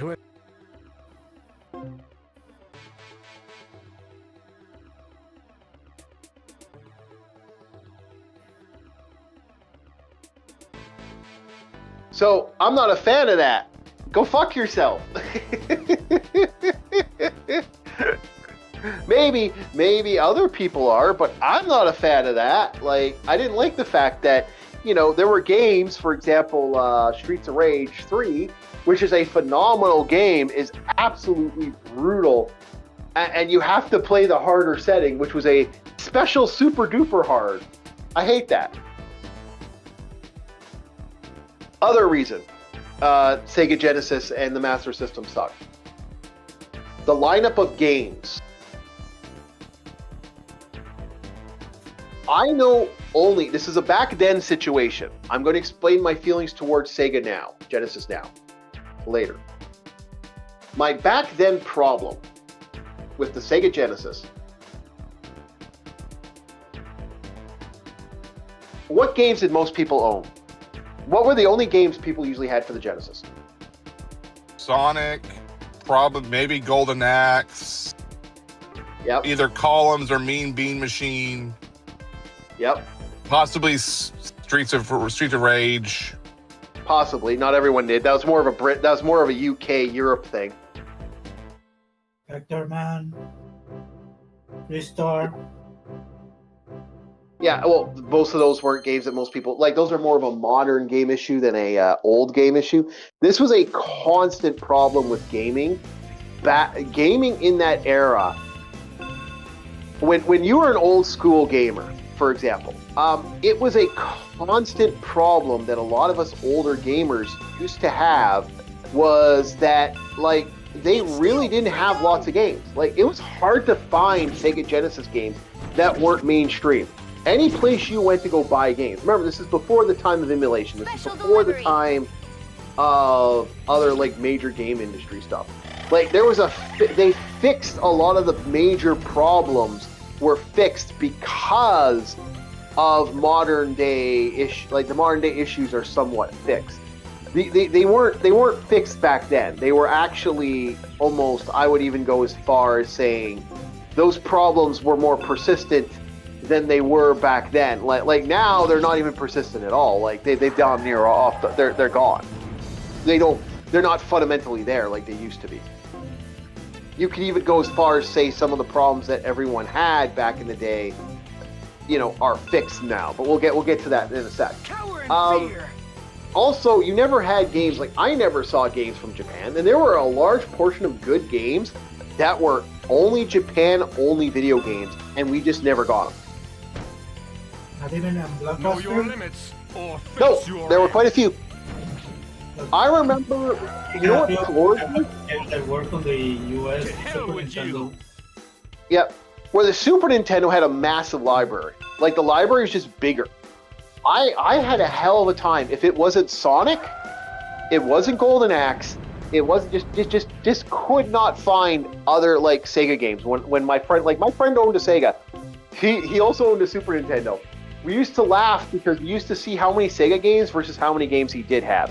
The only game he saw that was like the top tier game that everyone like talked about, everyone was like, "Oh, great game," was Mortal Kombat. That's the only time I ever heard anyone say Mortal Kombat was a superior game on the console. That was it. Nothing else. I know NHL 95 was popular. Yeah, but that was NHL 95 is at best. Our skill is unmatched. I'm being honest. There weren't that big when NHL 95 was way better on the Super Nintendo. They actually fixed stuff on NHL 95. They didn't fix stuff on the other one.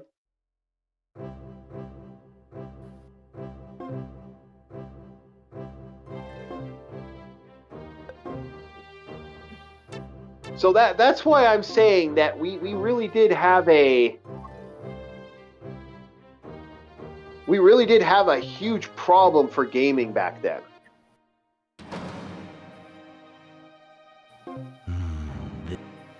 What is on your mind, Commander? Okay. Troublesome news, Minister. That We received is word of an incident that just how it kind of fucked around Yes. with the system. we received That an we answer had missing big from Romania, problems. indicating that Also, the Bernstein price soldiers point. were Sega was breaking down more the killed expensive. Rolandia citizens. For the beginning segment where Super Nintendo was cheaper. Which Nintendo kind of did that for a while, up until recently. Recently, Nintendo's gotten the Switch 2 is super expensive, which is not going to work well. Not going to work well for them. A cheaper Switch would have been better. Is the a cheaper Yes, option. Now their I families still crave say this. revenge. You know what they should do? And I'll tell you this right now. You want to know what makes a Switch so expensive? That fucking screen. I think they should make a little black box, call it a Switch docked, or Switch at home or whatever. Switch 2 at home. A little box. Make it fucking super cheap. Give us 2 controllers, and legitimately, that would sell like hotcakes. The only reason they don't is because they already have a massive order of Switch 2s out ready to go. The number was quite hard. That's the only reason they haven't done that. If you made a better Switch box, better What game. evidence? I guarantee you, Former people would buy that. Roland I know Right. that people have been asking for a Switch Pro is that's indeed- just like balls to the wall spec. Minister. Yes. Yeah. We Yeah. may- I'm ready to. Yeah. I'll bet. Like I don't know that many people that dude. I barely use the Switch as intended. That fucker's docked and then some.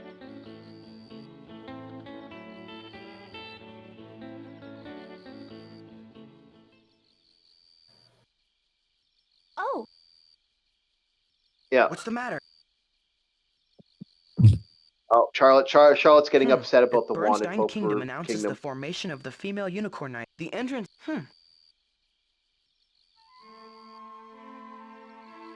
Oh, I want to be part of the female that's unicorns. the ex- You're giving up. But there's no way She what? I can. She's upset now. Little Miss Big Booby girl. So, what are my thoughts of the Genesis now? I would say it's the best retro console on the market right now. The Genesis right now is the best retro console. Second to that is the new N64 Aletto that just came out, or the HD N64 that just came out. That works amazing, apparently, is really good. And you can download your games onto the fucking console. Oh, the Analog 64. Mhm. That thing's number 2.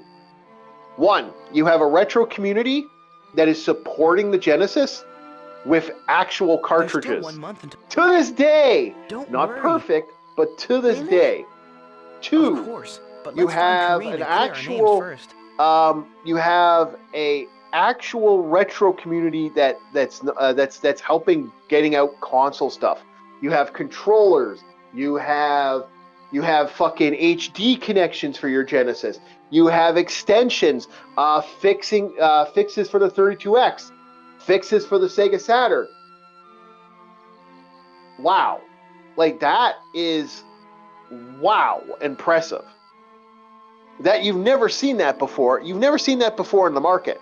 That has never ever been seen in like a retro market actually catering to its fan base. Yes, sir. Jeez. I wonder why people are having that fun. I'm just saying, that right there is more valuable to our group, to like gaming as a whole, than anything else, right? Right, boys? You guys in agreement here? Like that makes it improve. Yeah. Ease of and access is a wonderful thing for the community. It really is, and it makes the community better. Like, this is why I'm saying back then, like, the Genesis shouldn't have that valve. Now, my big problem with the Genesis, my big problem with what's going on with Super Nintendo and why Super Nintendo doesn't have this market, Nintendo. And the other reason is for Sega why the Genesis is a superior retro console right now. Sega doesn't care. Oh, you want to make this fucking third-party thing for a console we're not making? Sure, go ahead. Oh, you want to make fan patches and release fucking carts of that fan patch of Japanese-only games that aren't being made anymore? Sure, go ahead. Yeah. You want to... Yeah, dude, Sega doesn't give a fuck. Super Nintendo, on the other hand, it's ours. It's ours. It's ours. Dude, they have Nintendo has been more responsible for destroying retro ROM communities, ROM hack communities, ROM associate communities. They have downed gaming games that are fan-made games that don't make any fucking money at all. they're up there with Konami as being the number one thing that's it. The reason the Super Nintendo does not have a huge retro community, or the Nintendo, like the Nintendo kind of has a retro community. And that's only because Nintendo's finally released the fucking, they stopped being so fucking anal about the Nintendo. The reason their community isn't as big, or maybe even bigger, is because people are terrified of trying to touch these consoles. Touch the Super Nintendo. They don't want Nintendo lawyers cease and desist. And we've seen it. We've seen what Nintendo does, because Nintendo is stupid this way. Yeah.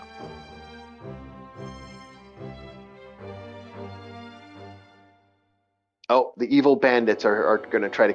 the evil bandits are here. We are... I am still doing the game stuff, too, at the side, but that's my feeling. So does anybody else want to bring up some talking points for tonight? I've pretty much said my piece on this, and why I think Sega what saved the Sega community has been the community, and has been Sega being free with their gaming. Notes, Nintendo. But back in the 2000s and the 90s, I have to get off here in about less than a minute here.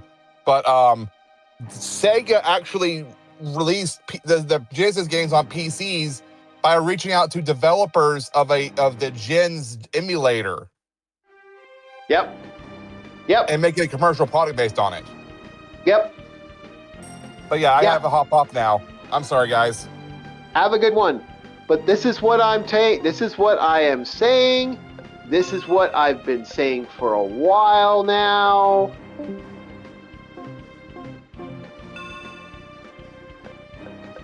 And I am an avid believer that this is bullshit, that we haven't seen this maneuvering that should have existed a while ago.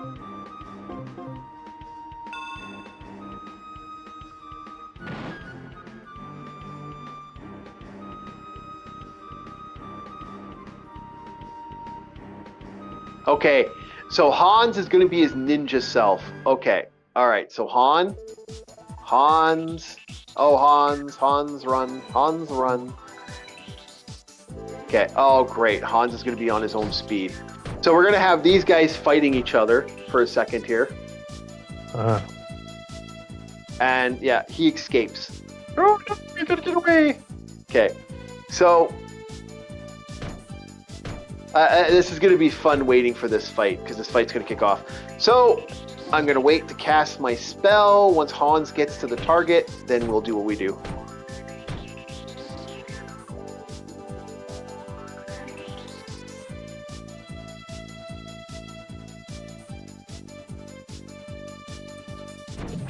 Ow. Ow. Oh, shit. Okay. I like how they're taunting him. Like, they're threatening his sister.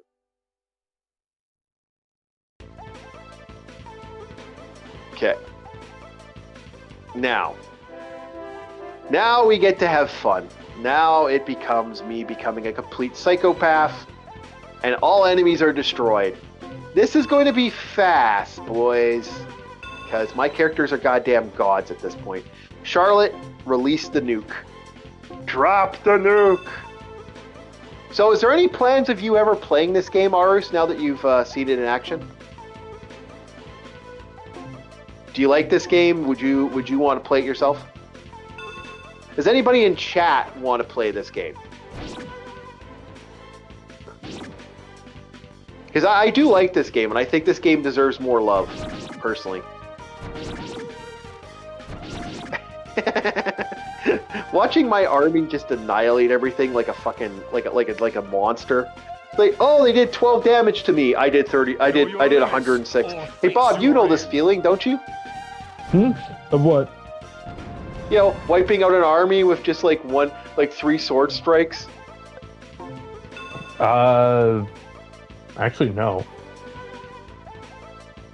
I know it's possible in some games, but I don't usually do those builds. You're doing that type of damage. You fought those ad hags pretty good. Well. 2 hits, fair. you killed them. Yeah. Yeah, 2 for 2, pretty much. Yeah. If I had more attacks, probably more if they're within range. Yep. You took on an army of You took on an army of orcs with no problem.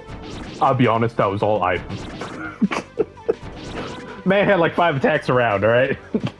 Oh, he had 4 attacks around. He had 1 extra attack because of the special. That was it. Yeah. Oh, yeah, I did drop 2 fucking Orogs. Yeah. And then the players proceeded to be sadists with a grease puddle.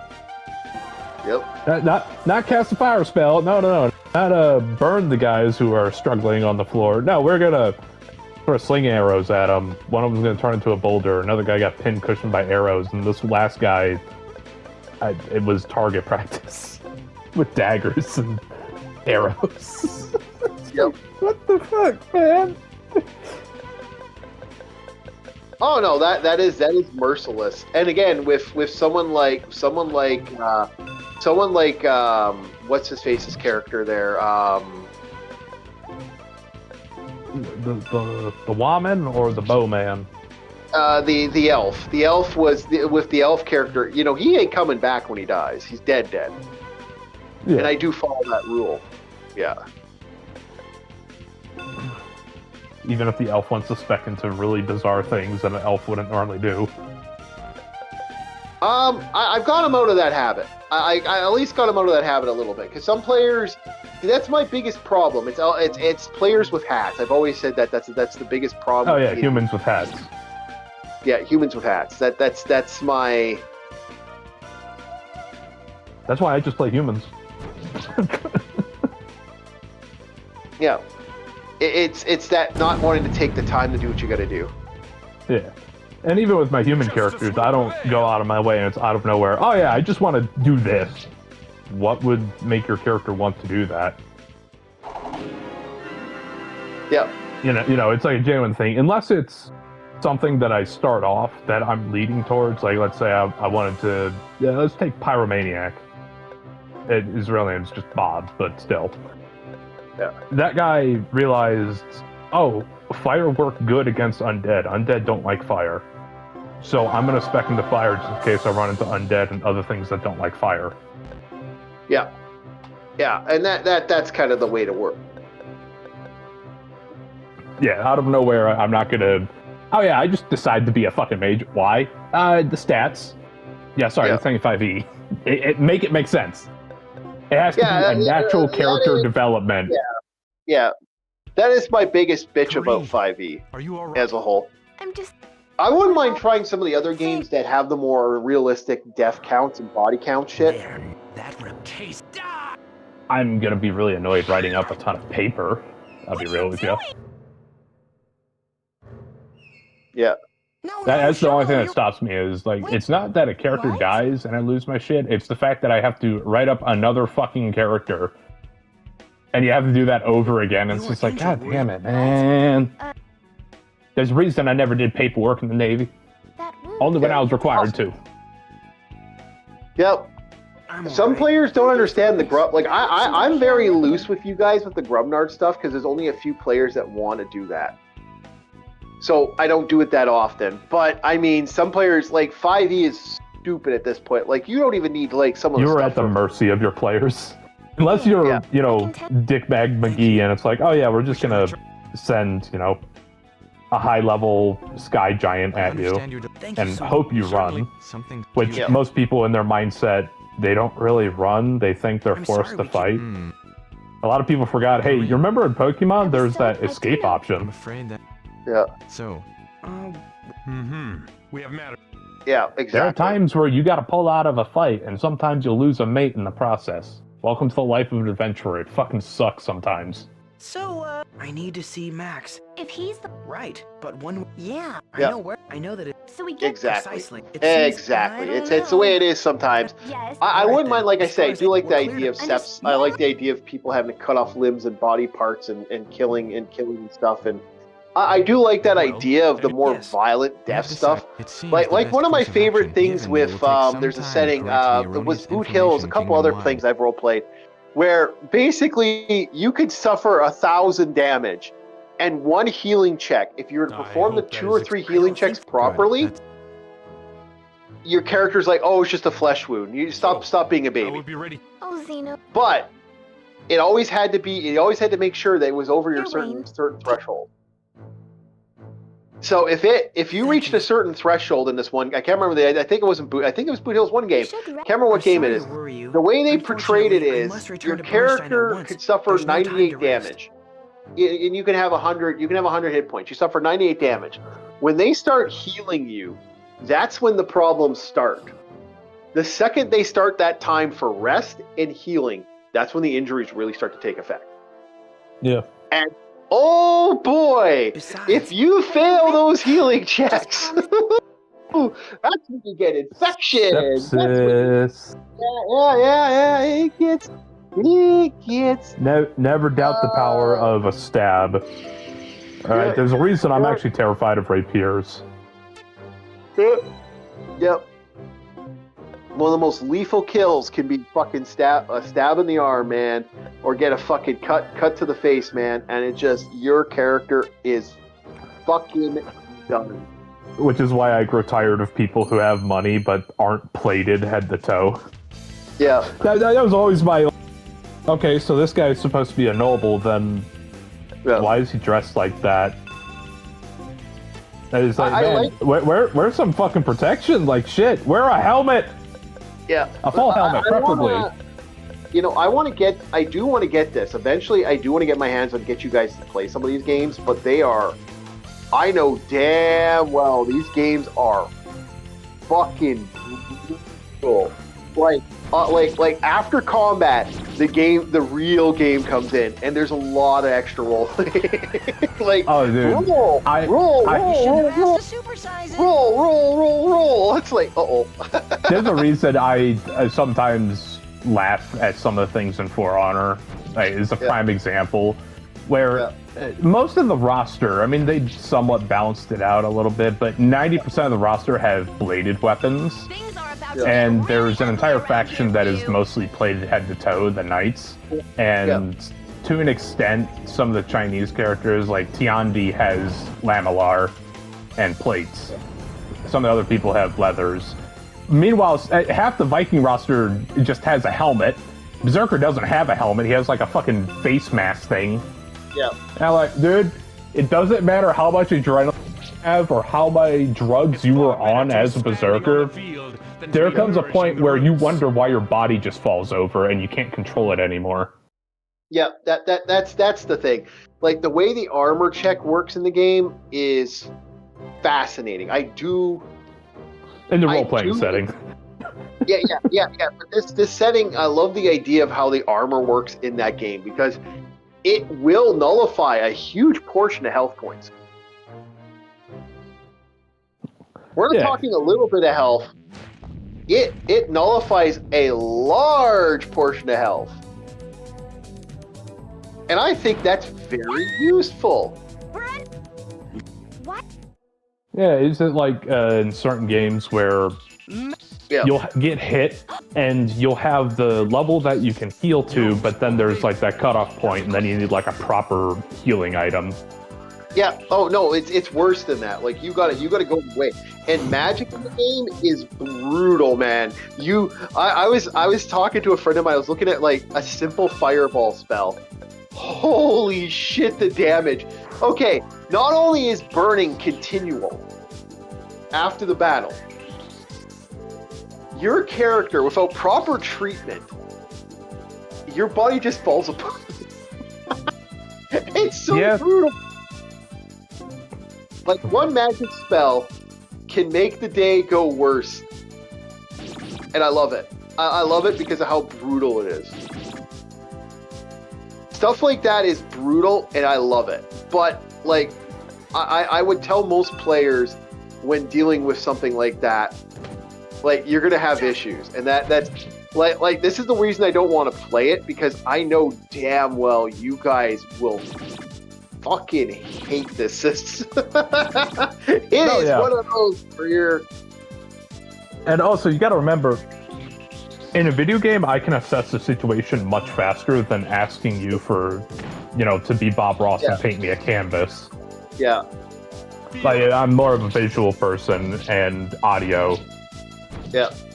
So it's like the moment I see what's on the screen going down, okay, I can assess the situation, what's going down without even having to ask. Yeah.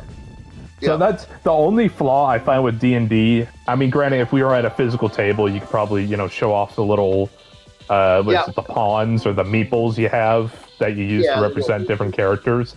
That one, that is the one thing I'm cool with newer renditions of D&D. I don't know if they had it in second ed. But having that representation helps a fuck ton when strategizing on the fly. Yeah. Yeah, exactly. And you can't really get away with that in other settings. And I get what you're saying. And it's always been a problem as a DM to have to try to explain to a player why this happens this way. And it's sad. You got to kind of be smart about it. And it does actually. Oh, I'm already doing all the poison with this with Hans now. But by the way, I don't know if you're noticing. Hans is attacking stuff all the way across the screen because of his infinite ability. Okay. And then you and your femboy with a scythe. Yep. Oh yeah. That is dictionary definition femboy/twink. That is definitely. But yeah, have you ever noticed that in some games? I understand for the sake of fun. Like what was it Gaben said? If TF2 was realistic, it wouldn't have the fun factor. There'd be no such thing as rocket jumping. And I get that. Yeah. But it always made me laugh whenever you're playing a medieval game. Unless it's Kingdom Come Deliverance, bladed weapons just cut through. Plate. And I'm like, what? Excuse me? Yeah. Unless that sword's magical, that ain't happening. Yeah, exactly. And I've said that to players before too. It's like if your thought, if the first thing that comes to your head is I'm gonna get this, it doesn't work that way. It's always been a problem. And you have to take that in consideration, when you're dealing with stuff like that. That's why I've always laughed at players who don't understand the simplest stuff with this stuff. It's some people really got to do their research when they play some of these. And also, assessing risk is another problem I have. Like the weapon master I fought. In order for me to have an advantage on him, but he's also a weapon master, so he's probably really smart. And he's not a dumb enemy. I was thinking the only chance I had was to go to ground or get within his guard enough to where my short sword can still puncture. Yeah. But it's like, he's doing what a greatswordman does. He's keeping me at distance. He's not stupid. Yeah. That's the scary part, is like, fuck, I'm at such a massive disadvantage right now. Fuck, what do I... there. Yeah, exactly.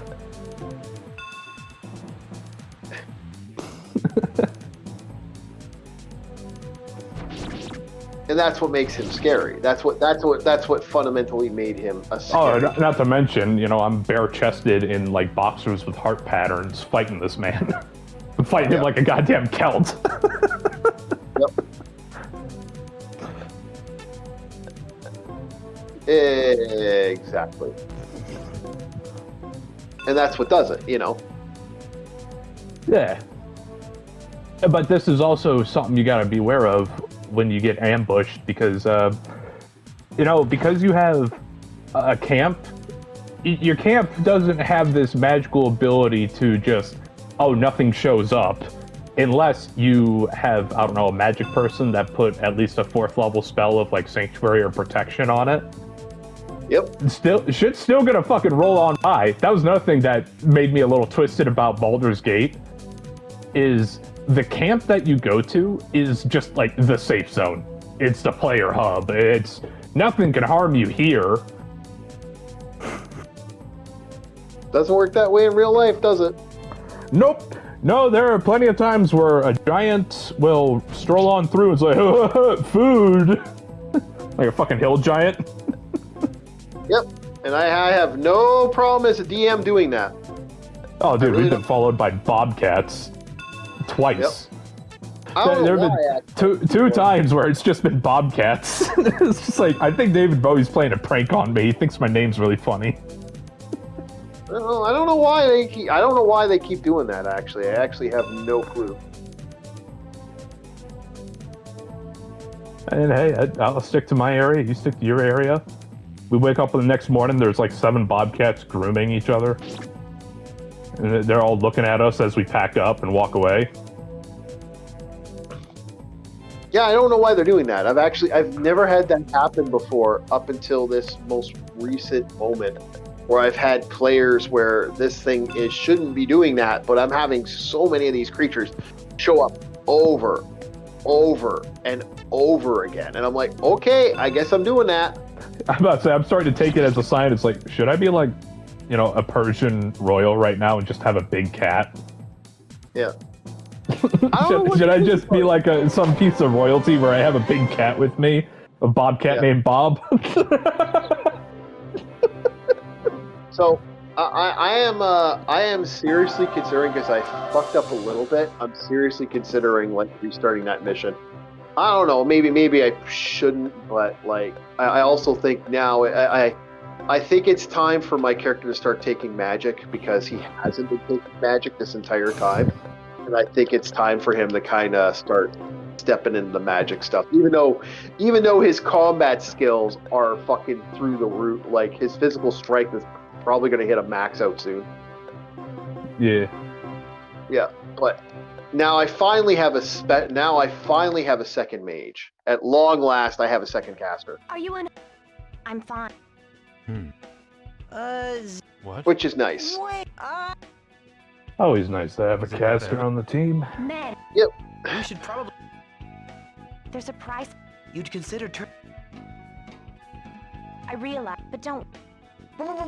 Yep. They are. If that is the case, I do like the this nukes are not character's reached here outfit, though. yet. It's like, goddamn, it's basically a bodysuit, a tight So how was- bodysuit, If you will walk. and a little tutu. That's her outfit, and then she wears boots. That's it. Yes. Now then. I'm like, okay, I'll works check for over- me. It's that anime over the top, super sexual. Captain, I just. are you certain? Captain, your fever. I'm all right. This? Yes. Yeah, your character got poisoned. Your main character got poisoned in the fight. I'll be fine. Don't. Poison. Yep.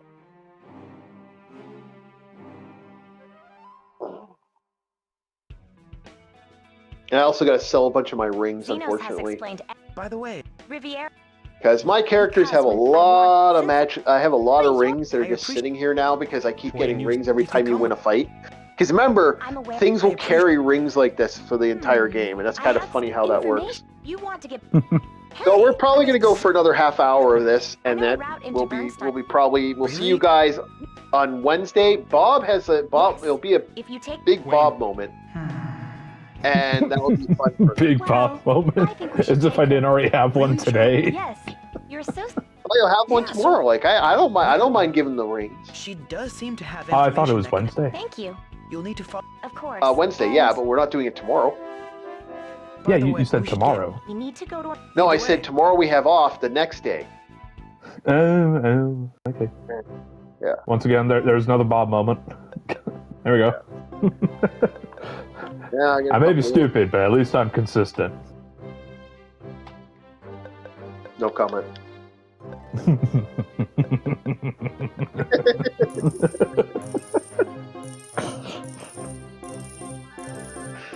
Fuck it. We're almost done tonight. Consistently stupid. Consistently stupid. Hell yeah. Hell yeah.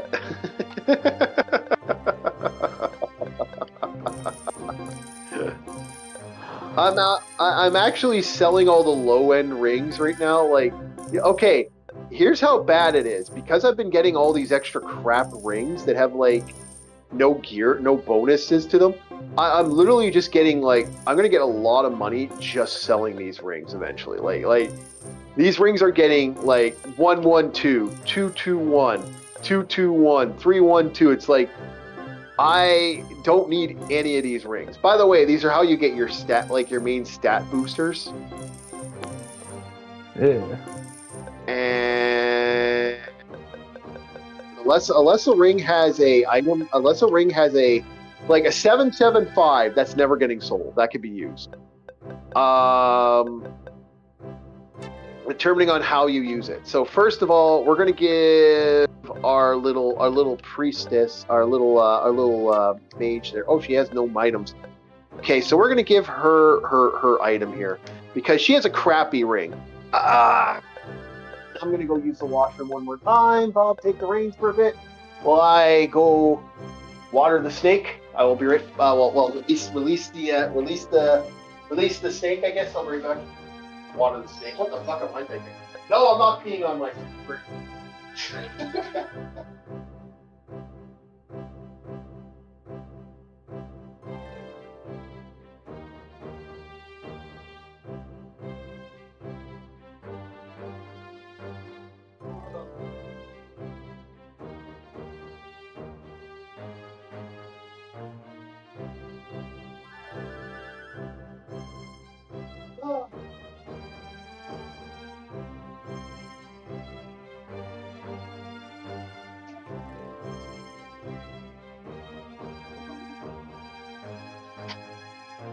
So what is your thoughts overall on the idea of the whole burnt peanut thing? Because we haven't had, there's been a lot of YouTubers slowly shifting their attitudes.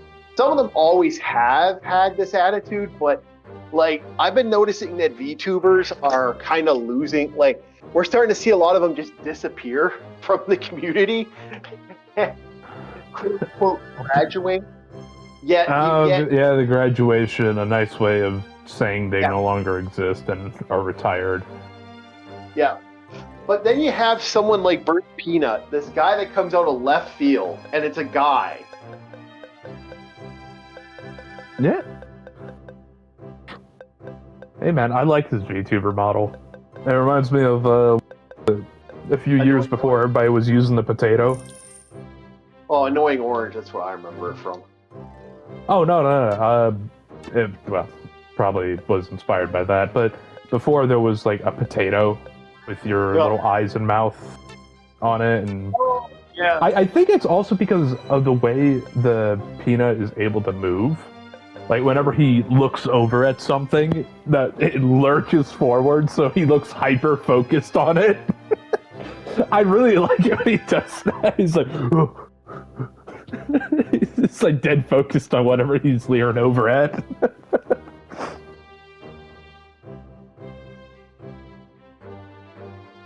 But yeah, all I can say is congratulations, man. I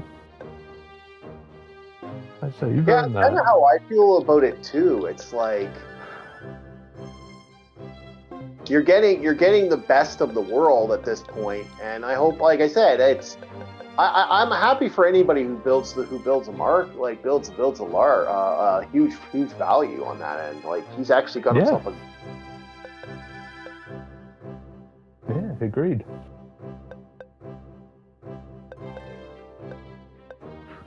It is funny watching this guy have two hyper attacks and just watching him swing away. So my character's physical stats are at 92. My intelligence is at 99. I do not know if I go past an intelligence after that. I think I've maxed out my intelligence, which I might have to switch to another maneuver, another ability. My muscular growth, my doubles the number of rings you get collected when you defeat an enemy, which I had definitely putting that on the character. I think my intelligent growth, yeah, I think I'm actually past my intelligent group at 99. I'm pretty certain I've reached the max on that. So I'm going to take probably increase regular intervals throughout the battle. Maximum increase per gem to 225. So basically your attack increases by regular intervals. Every time you stand out in combat and you keep going, you get more damage. So, and then my muscular growth still needs to go up by 3. But I think I've reached my maximum intelligent growth at this point with that character. Yes, I'm actually Wayne is getting a little broken. So let's go to the end. Unfortunately, I didn't save everybody, and because I didn't save everybody, I don't think I can hook up with Riviera. But look, I like the character design.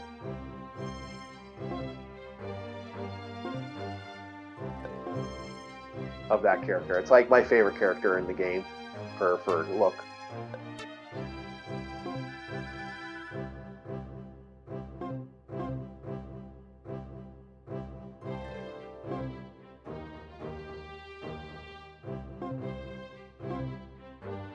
Ah, here we go. So here comes the interior zone.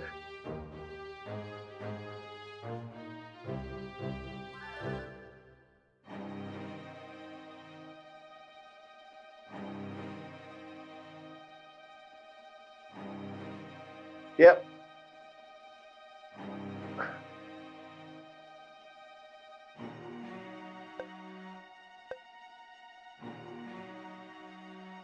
I'm gonna press onward to Calm Springs.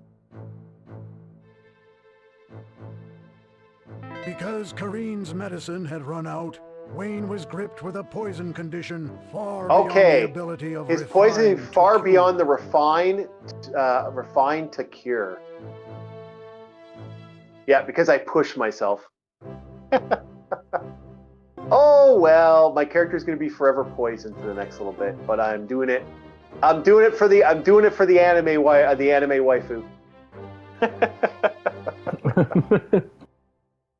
If I don't get an anime waifu, I'm going to destroy the world. God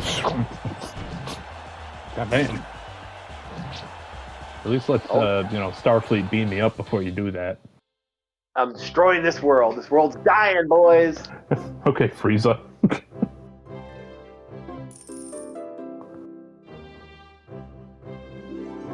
There we go. Story 7. Okay, let's get to Calm Springs. Now we get the big fight with Calm Springs now. At last. So wasn't the secret path? It was saying what? Yep. Oh, here Max. comes our bad guy, Max. The dick of the hour. Max, I need to speak with you. I want peace with the world, so I start a war. Well, this is uncomfortable. I want But since we're peace, airing grievance- so let's What? start a What are you war. talking- Don't pre. I hate this little cock. You Minister gotta Smith, fucking serve this you little must hurry. bastard, because that's literally Commander him. in- He literally is him, What? like, literally scheming in the Sir, background. Go to your. Very well then. There will be time. I leave this. Very good. Wait. Like, he knew the wolf Now guy, then. the Wolfgang guy, like the guy in the later game. He knew that he planned this shit. Yeah, You look up- talking like the old man in the red armor? It's on. Wait a minute. Yeah. The Wolfgang guy. Yeah, that was there for the original All one. right. This is a death trap. They call this a death trap.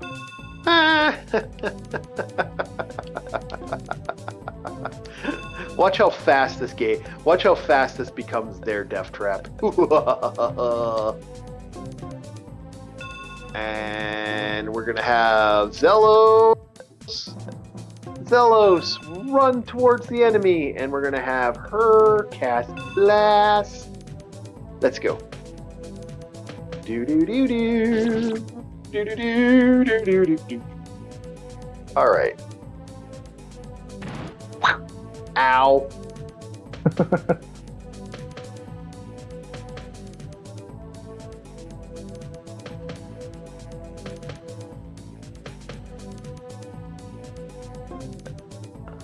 Okay, first thing's got to go with these wizards. These wizards got to go bye-bye.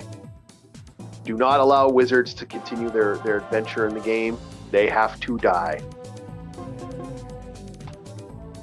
So I'm going to be doing a lot of this is going to be me focusing on getting Riviera. I'm going to be focusing on getting her magic up as fast as humanly possible. Like as much as she's going to be. There we go. See that like Zelos, our good old archer boy there, is his goal is to stop that guy from escaping. So my goal right there is to I know this guy's going to try to run. And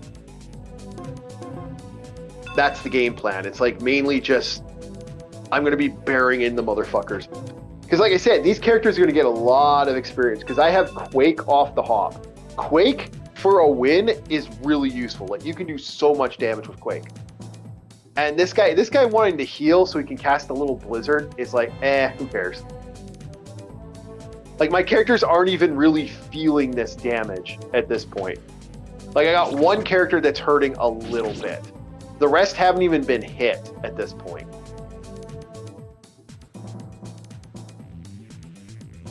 She's the only one getting a suffering on the map.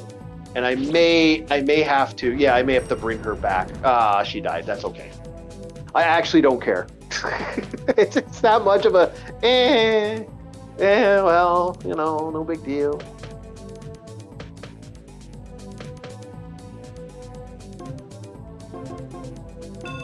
It's about getting rid of these wizards right away.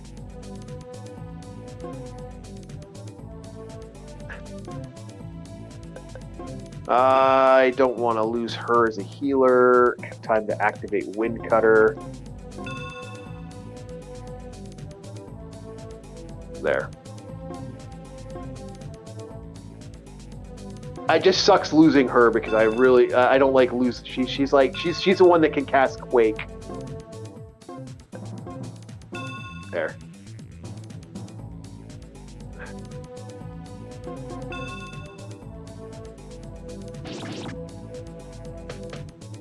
See, I'm already doing so much damage to this guy because of Hans and his fucking ridiculous range spell.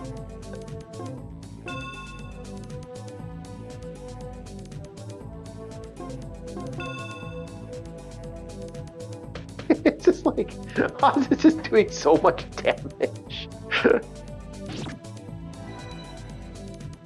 Okay, Hans, we're going to switch you to a tech skill. We're gonna get a little technical with Hans.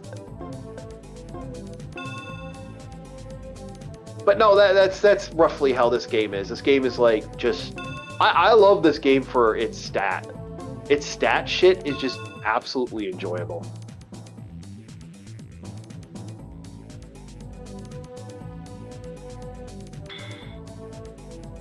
Oh, come on. Missing.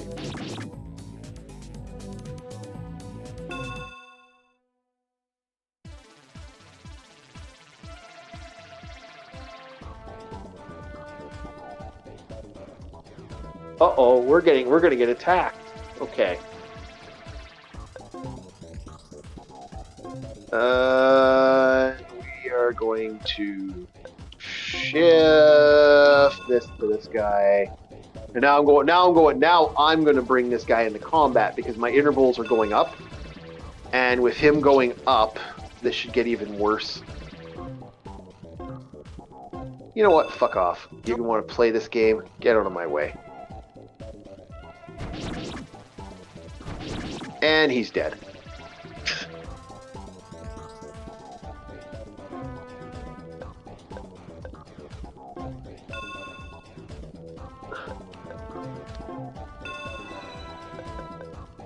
And go Zelos. We're going to move up to this here. We're going to go a Synapsis Blow on number 10 here. Cool. There. No, I don't mind breaking a system. Like, I don't mind, like, because, like, when you break a system in the only thing I don't like it is when you do it in tabletop gaming. And that's the problem with, I believe, Second Ed has always been the biggest problem with that system, is that it's designed in a way that you have to break the system. In Second Ed? So, I mean, sorry, in 5e, that you have to break the system. In Second Ed, you can play a game generically out. You don't need to break the system.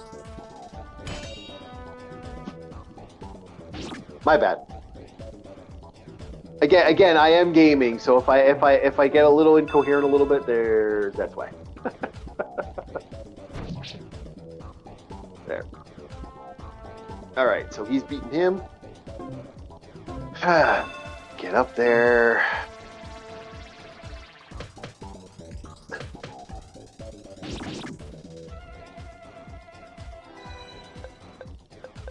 Okay, Riviera needs to cast a healing on herself, on me. There.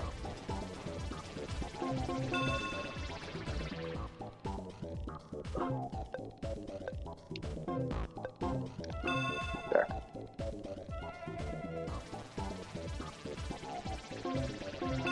Okay. But no, that's the thing about 5e. You're multi-classing, you're subclassing. Like the first thing I ask a player, why does your character want to dual class? That's usually the first question I ask most players. And they usually, if they don't give me a satisfying response, I'm usually like, well, then why would I let you multi-class? Because if you're going to multi-class or you're going to dual class, why is your character becoming a mage? Do you know the effort and skill to become a mage? Like, they explain it takes 10 years of your life just to cast the most benign spells out there.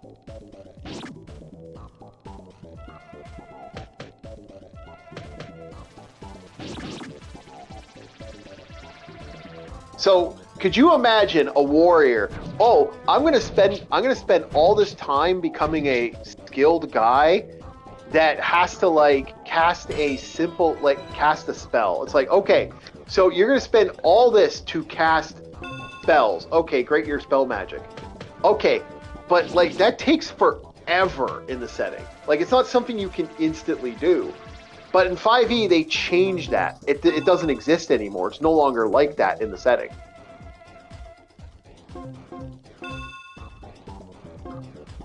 And I find that a little insulting to, DMing and playing and as a player, because you come to the quick realization, your characters are basically walking around tanking everything. And it's like this multiple thing. Why would someone become a fighter of all things? Imagine dedicating your life to being a base bitch fighter, and your goal in life is okay, you're gonna spend your life training with that sword, just get the extra D10 hit points as a wizard. Okay, I could see a warrior with an aptitude skill. And there doesn't seem to be any bonuses for skilling in games. There doesn't seem to be racial maximums in that edition.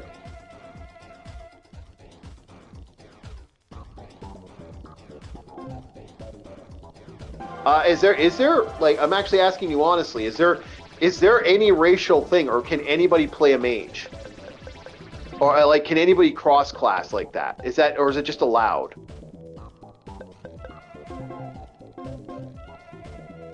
Bob? I was muted. Sorry. Yeah, there is no racial maximums. It's not you play a half orc, so you can only have X, Y, and Z. What is it? A -1 to intelligence is the worst you'll get on your base stats. But there's nothing stopping you from rolling the max you can get on the dice, tapping that into intelligence, maybe taking the hit of a -1, finding something that will, I don't know, fix that -1, but still be a half-orc wizard. Really? Yeah. Yeah, you could be any race and any class. There is no limitations as far as I have seen. You could be a fucking half-orc wizard, orc wizard, fucking... I heard they allowed... A dwarf mage. I heard they allowed... Is that true? They allowed what? Dwarf wizards. Is that true? They exist in 5e. Yep. Is it common? No, because no matter what, in the zeitgeist of players, there'll always be either you're going to be a priest or a warrior just because of the way the stats are. But there's nothing stopping you from being a dwarf wizard at all. It's just, what do people know? They know cliches.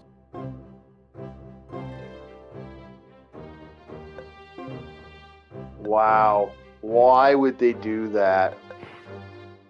Oh, I'm not even talking into the monstrous races. Yeah, you could be a fucking bugbear wizard if you really wanted to. Yeah. Same with Goblin. Like, any race can be any class. There's like no limitations. The only limitations is usually alignment. Typically. But the Goblins will be usually chaotic versions of whatever. Yeah.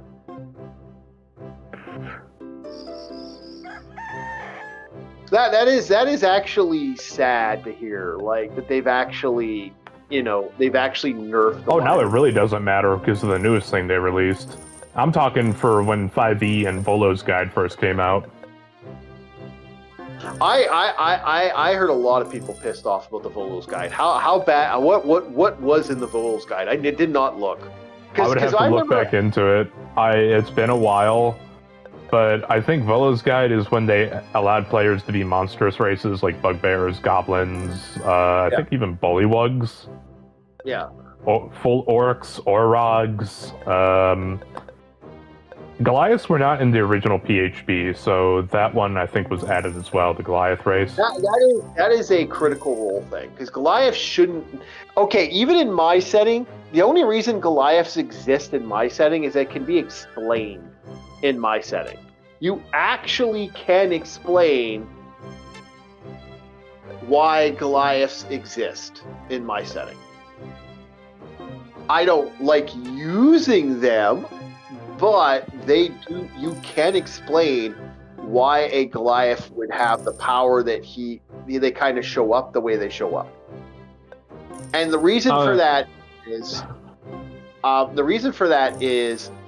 that in the world of Adam and like where the setting was, I legitimately made it so that the players that there was experimentation going on in the background. So that experimentation is what did that. Because originally Goliaths, just kind of explain to players what a Goliath is. A Goliath is a half giant, half human. Yeah.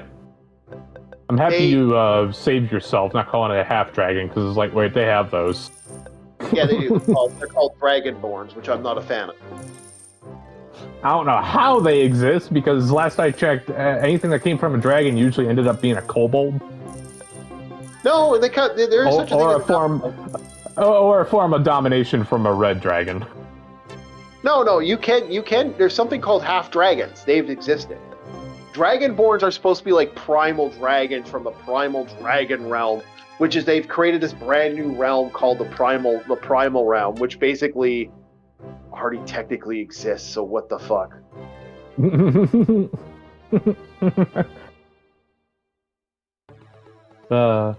Next, they're gonna make another version of the Happy Hunting Grounds. Mm-hmm. You're not.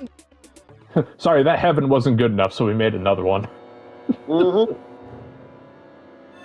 Exactly.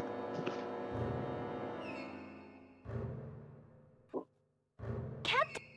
I know. What? The time. Then I killed. We can't let. I'm. Hey.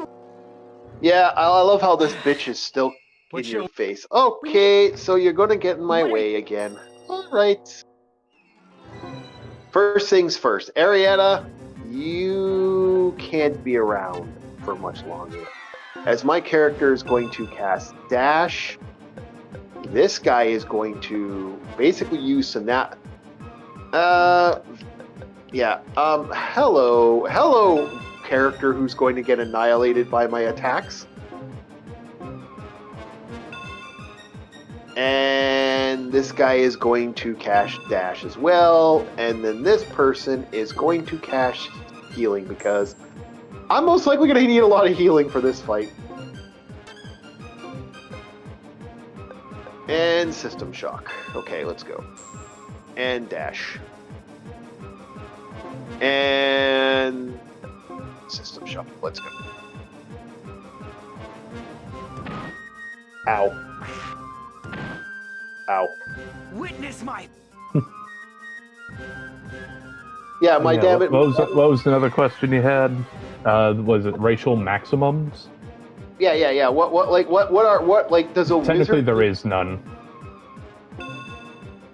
Really? Well, that's kind of... So you know how like humans cap out at like 18 ok. Yeah.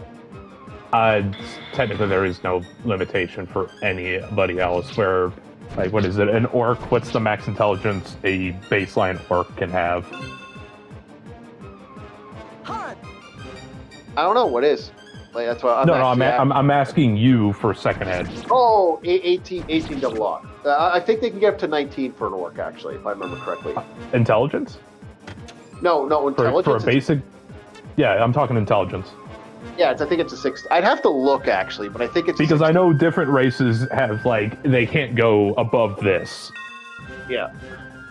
Yeah, that's what I'm saying. Is like, so what I'm saying is with orcs and half orcs, there is no limitation. It's just taking that negative for when you make the character. So let's say you roll the highest you can. You got like maybe an 18 or maybe a 19.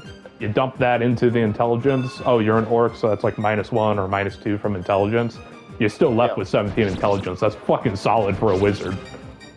Yeah. Why an orc would be a wizard? Like, not a half orc, an orc. Why'd they be a wizard? I don't know. Well, orcs actually does make a little sense. Does make it because orc wizards do exist. They do, but I don't think orc gets up and is like, I'm gonna be a wizard for Grumsh.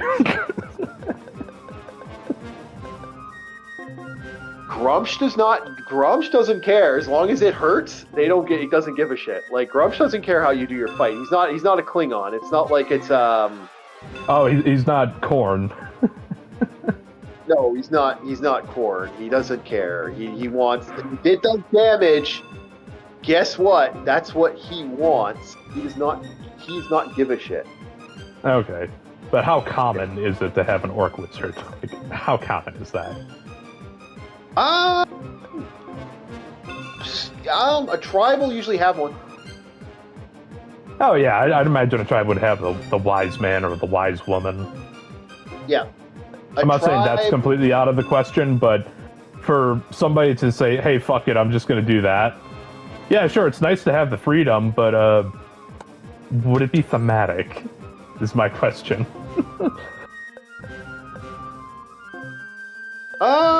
Again, and if you pick an orc, you're not forced to worship Grumsh. You can say, fuck it, I'm the orc for Lathander or some shit. And it's like, I think Grumsh would just kill you on the spot. Yeah, you get cursed for that. There is such a thing as a curse, dude. Like, I've never understood the logic of that. Yeah. Yeah, there's a reason certain beings are very, what would you say, loyal to their deities? Yeah. Yeah, it's a very damn good reason, and there's only one good line that relates to Grumsh in Baldur's Gate 3. Whenever, something threatens you and it's supposed to be like a deity or whatnot, or something very powerful, and it's like, you will kneel to me, you say, my god is far more terrifying than you ever will be. And it's like, you know what? Yep. Yeah. Yeah. To an orc or a half-orc, you don't piss off Grumsh. Grumsh is your lifeblood. You are him. Yeah, exactly. They don't fuck around. Grumsh don't fuck.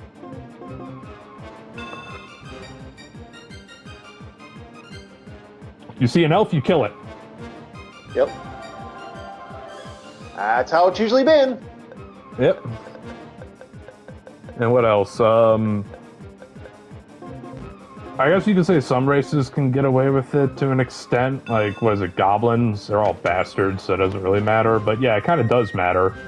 Because why would a goblin follow something without extreme case matter? Like, any of the human deities, why would a goblin go with that? Goblin serves its own purposes. Yeah, exactly. What, give money to the poor and the needy? I'm poor and needy. Yep, exactly.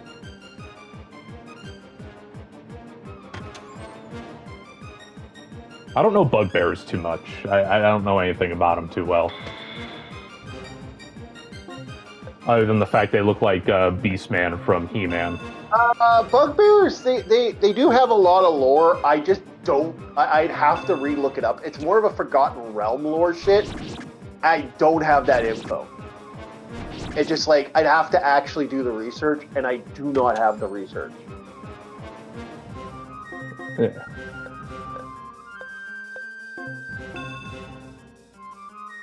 Oh, and shall we get started on elves keeping money? You know, like greedily holding on to it. As elves don't really do that. They see money as more of a human thing for humans. Yeah. It's like, yeah, sure, they'll pay rent if they have to sleep at an inn with their party. But that's about it. That's about as far as it's going. Or maybe purchase an item. But most of the time, that's a human concept to an elf. By the way, I don't know if you noticed, Mike, I just did 110 damage. You did more damage. I didn't notice. I'm not actually watching, I'll be honest. Oh, okay. Yeah, I'm actually like, I'm just doing so much fucking damage right now. I'm being hypnotized by this racing game. I'm not playing it, I'm just watching it, and I'm just like, god damn. How have I never heard about Red Out? Yeah. There's some good ones. I was actually looking at, because I've been trying to find zero-G racers like F-Zero or Wipeout. Yeah. I'm always looking for more racing games. That's actually kind of my thing. But it's been something I've been looking into myself. But I haven't seen something as fun as the Space Top Gear that existed back in the day. Yeah. For me, I can't just play a racing game like with cars. There's something about zero-G and going at like Mach 7. Yeah. Like to where everything's a fucking blur. I'm addicted to that. So my character's starting to get his really nasty attacks. I'm a goddamn speed freak in most of these games. There's a reason in Wipeout I was Team Piranha. So now that my character's got HP absorption, he's getting his broken skills. It's just slowly happening. You probably like Sonic on this and Sonic Generations, and those Sonic actually go so blurry. You know what I liked actually? Okay. Honestly, what I do gotta ask, like, what's the point of Sonic riding a skateboard or driving a car when he could run much faster than that? It was just always something I was wondering why. Like, why would he do that? We need to go to... I want stuff like Top Gear. You invent stuff. Witness, we should have no problem. Riviera. I want stuff like Top Gear 2000. I want stuff like Here we come. But yeah, Sonic is faster. There's really no point. Yeah, in any other universe it would make sense. Like, I know it will never happen, but if there was ever a Redline game, whoever makes it, you have my fucking soul. I don't want you to fail. Like the OG animation, Redline. You need to take the exam. Oh, a Redline video game. Okay, so what I liked back in the day is like Top Gear 2000. I want something like that where it has that hypnotic space hypnotic music. The vehicles aren't completely fucking retarded in like thing. You don't have that rubber band stuff that's super, super bad. And overall, just traveling to different abnormal places and just driving, and it's like, what the fuck is that giant space alien moving this side? Like, I want shit like that. I want that weird. I don't want that, F-Zero shit. I want that more unique kind of fun. That's the reason I like the zero gravity stuff is because there's a reason it can go Mach 7. It's not constrained to the friction. When you're going that fast, it awakens something in me. No, I don't mind. I remember doing this lap thing in Wipeout, where you keep doing a track, but every lap it gets faster and faster and faster. I think my max I got was Mach 16. Everything was a goddamn blur. It came down to muscle memory, and instead of being able to drift around corners, I had to use the side jets to dash to cut it short. Yeah. But I like the games where you actually like. I like the racing. I like that old school style, like that. Not not Ridge Racer, but I like that old school like Daytona Beach type of thing, where it's like Daytona, where all the cars look like a fucking box. Yeah. Okay. I know some people are like, oh, I don't like that. I'm like, I don't care about the graphics. It's like I'm fine with a crunchy game. I'm cool with that. I love crunchy games. Actually, I'm so pissed off we weren't able to play that game today. I was like, man. Wait, Chief, what's that game that's in the arcade that, well, I say that. I know. Fuck, I can't remember the name of it, but it was also really crunchy like Daytona. It was not a NASCAR game. You were street racing, and I think it was also on the N64. Was that one of the San Francisco? I think so. One of the cars I remember was this purple station wagon looking thing. It was like a hot rod, then it was purple. Yeah.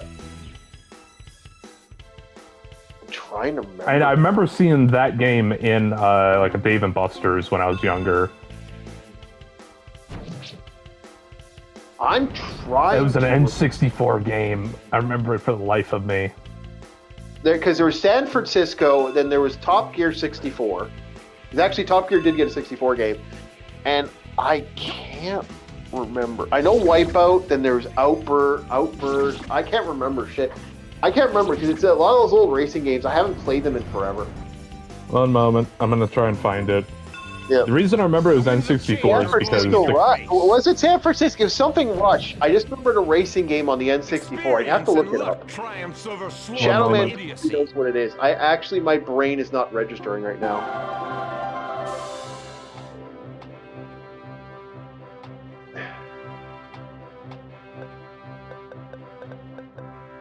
Yeah, this looks like it. It looks very close. San Francisco Rush. Was it? 2049 is a 1999 racing video game. Captain. This one was developed by Well, Atari. This is what you've been. Yes, sir. One moment. I'm gonna look up N64 racing game and search through the list till something looks familiar. We must find a physician immediately. I will leave Wayne with you and go report to the king. Okay. Yes, please, Riviera. You just need to get a doctor. I'll hurry. Yeah, of course, we got the F-Zero. After concluding 10 days of investigation based on the testimony, Yeah. Charlone Was it passed, Seth? Was it? however, There's multiple games. Like I did like Top Gear for its music, man. The N64, Rush Extreme. The N64 American Top Gear music had this techno music I fucking love. It's like that bow bow bow bow bow bow bow bow bow bow bow down down down down. Oh fuck! The N64 had some great fucking game soundtracks. Could be Cruising 64. Try Cruising 64. Is that the one you're talking about there, Bob Boy? Okay, let's see. Cruising. We have Cruising USA. It might be spelled Cruiser, or I remember it was Cruise, as in cruising in a car. It wasn't this one because I think this one's exclusively the red car. I was looking at this. No. I remember this purple hot rod looking thing. Well, actually, wait a second. That looks like it, but it's orange. Yeah. The car sometimes change color when you win a Grand Prix, so that could be it. Yeah. Okay, yeah. Yeah, just take the hot rod looking car and you make it purple. And I remember it having really fat wheels. And I loved sliding all over the place. I loved the drift. I remember So I gotta kind of break the thing on this Paper Mario thing. So there's a main reason why I haven't done Paper Mario yet from the N64. And the only reason I haven't is the same reason I haven't done Paper Mario for the 1,000-Year Door yet, is Nintendo has been copywriting the Paper Mario games for a bit, so I'm just waiting until those games stall out a little bit, and I'll probably get the Paper Mario eventually. Just right now, I know the last two people I've seen that's done something with this have been fucking copyright claimed. So I don't want that. Yeah, the vehicle I'm thinking of in the game is called LA Bomba, but instead of being orange, it was purple. Either that or I'm having a Mandela effect where it was never purple. Yeah. Oh, my character's stats are just fucking blown up. Let's see what I can give him for his 7. His 7's gonna be. I pretty much don't think I need to have him anymore learning anything. He's literally gotten to the point where he's a beast. I think I'm going to give him hyper attack. There it is. There it is. No more gather energy. I'm gonna send this image. I'm sending this image to you guys. I found it. So it was cruising. I'll put this in Gen. Yeah. Yeah, because I remember whenever it starts with a red car, and whenever I won the GP, the red car will change color to blue and other colors. Yep, here it is. There's that hot rod car with purple. Found it. Cruising USA N64. Yep. But look how crunchy the game is. I appreciate the crunch. Yep. That was a crunchy game. So I've dropped the double rings now, and I've dropped the strength up, because my character's doing so much damage now, I see no reason to keep him leveling up his strength at this point. He ran into spikes, he dropped all his rings. Yeah. So is Logan playing right now? Is Logan up? Yeah. Okay, so we're gonna call it then tonight. I like to. I'm gonna first get the cat on the ball here. Just the cat. Oh, that's that. I gotta get the cat up. Hold on a sec, boys. No. Let's get a kitty cat up. That's not a kitty cat. That's a kitty cat. Okay, we'll full screen that cat. Can you pet that dog? Okay. You pet that dog. Just the fact that you could hear her start going fucking ballistic because she couldn't. They wouldn't let her pet the dog. Look at all those chickens. Yeah. All right, boys. So we are done for the night. Thank you so much, guys. We went on a little longer than normal. Thank you, Ars, for putting those in the live stream. We're going to be setting up a bunch of other stuff. Like I said, there's going to be some new fixes for the shop. Dream of House Hippo is going to be called the Horde Shop coming up, the Orc Horde Shop. And we're going to be doing a lot more stuff for the channel and a lot more stuff. Like, subscribe, share this out. We want to get to 1,000 people if we can. I want to, by next year, get to 1,000. Hey, at least we get even to 500, I'll be happy. But we want to get as many people watching us as possible. Let's have fun. I'm going to start reviews finally. Hopefully, the end of this month. I'm trying to get a new microphone. If I can get a new mic, I can actually start this up again. So I might have another mic coming up shortly. Once I have that mic, we can get started. Thank you very much, everybody, and we're going to see you next time on Orc War Chief Reviews. Have yourselves a very, very good night, everybody.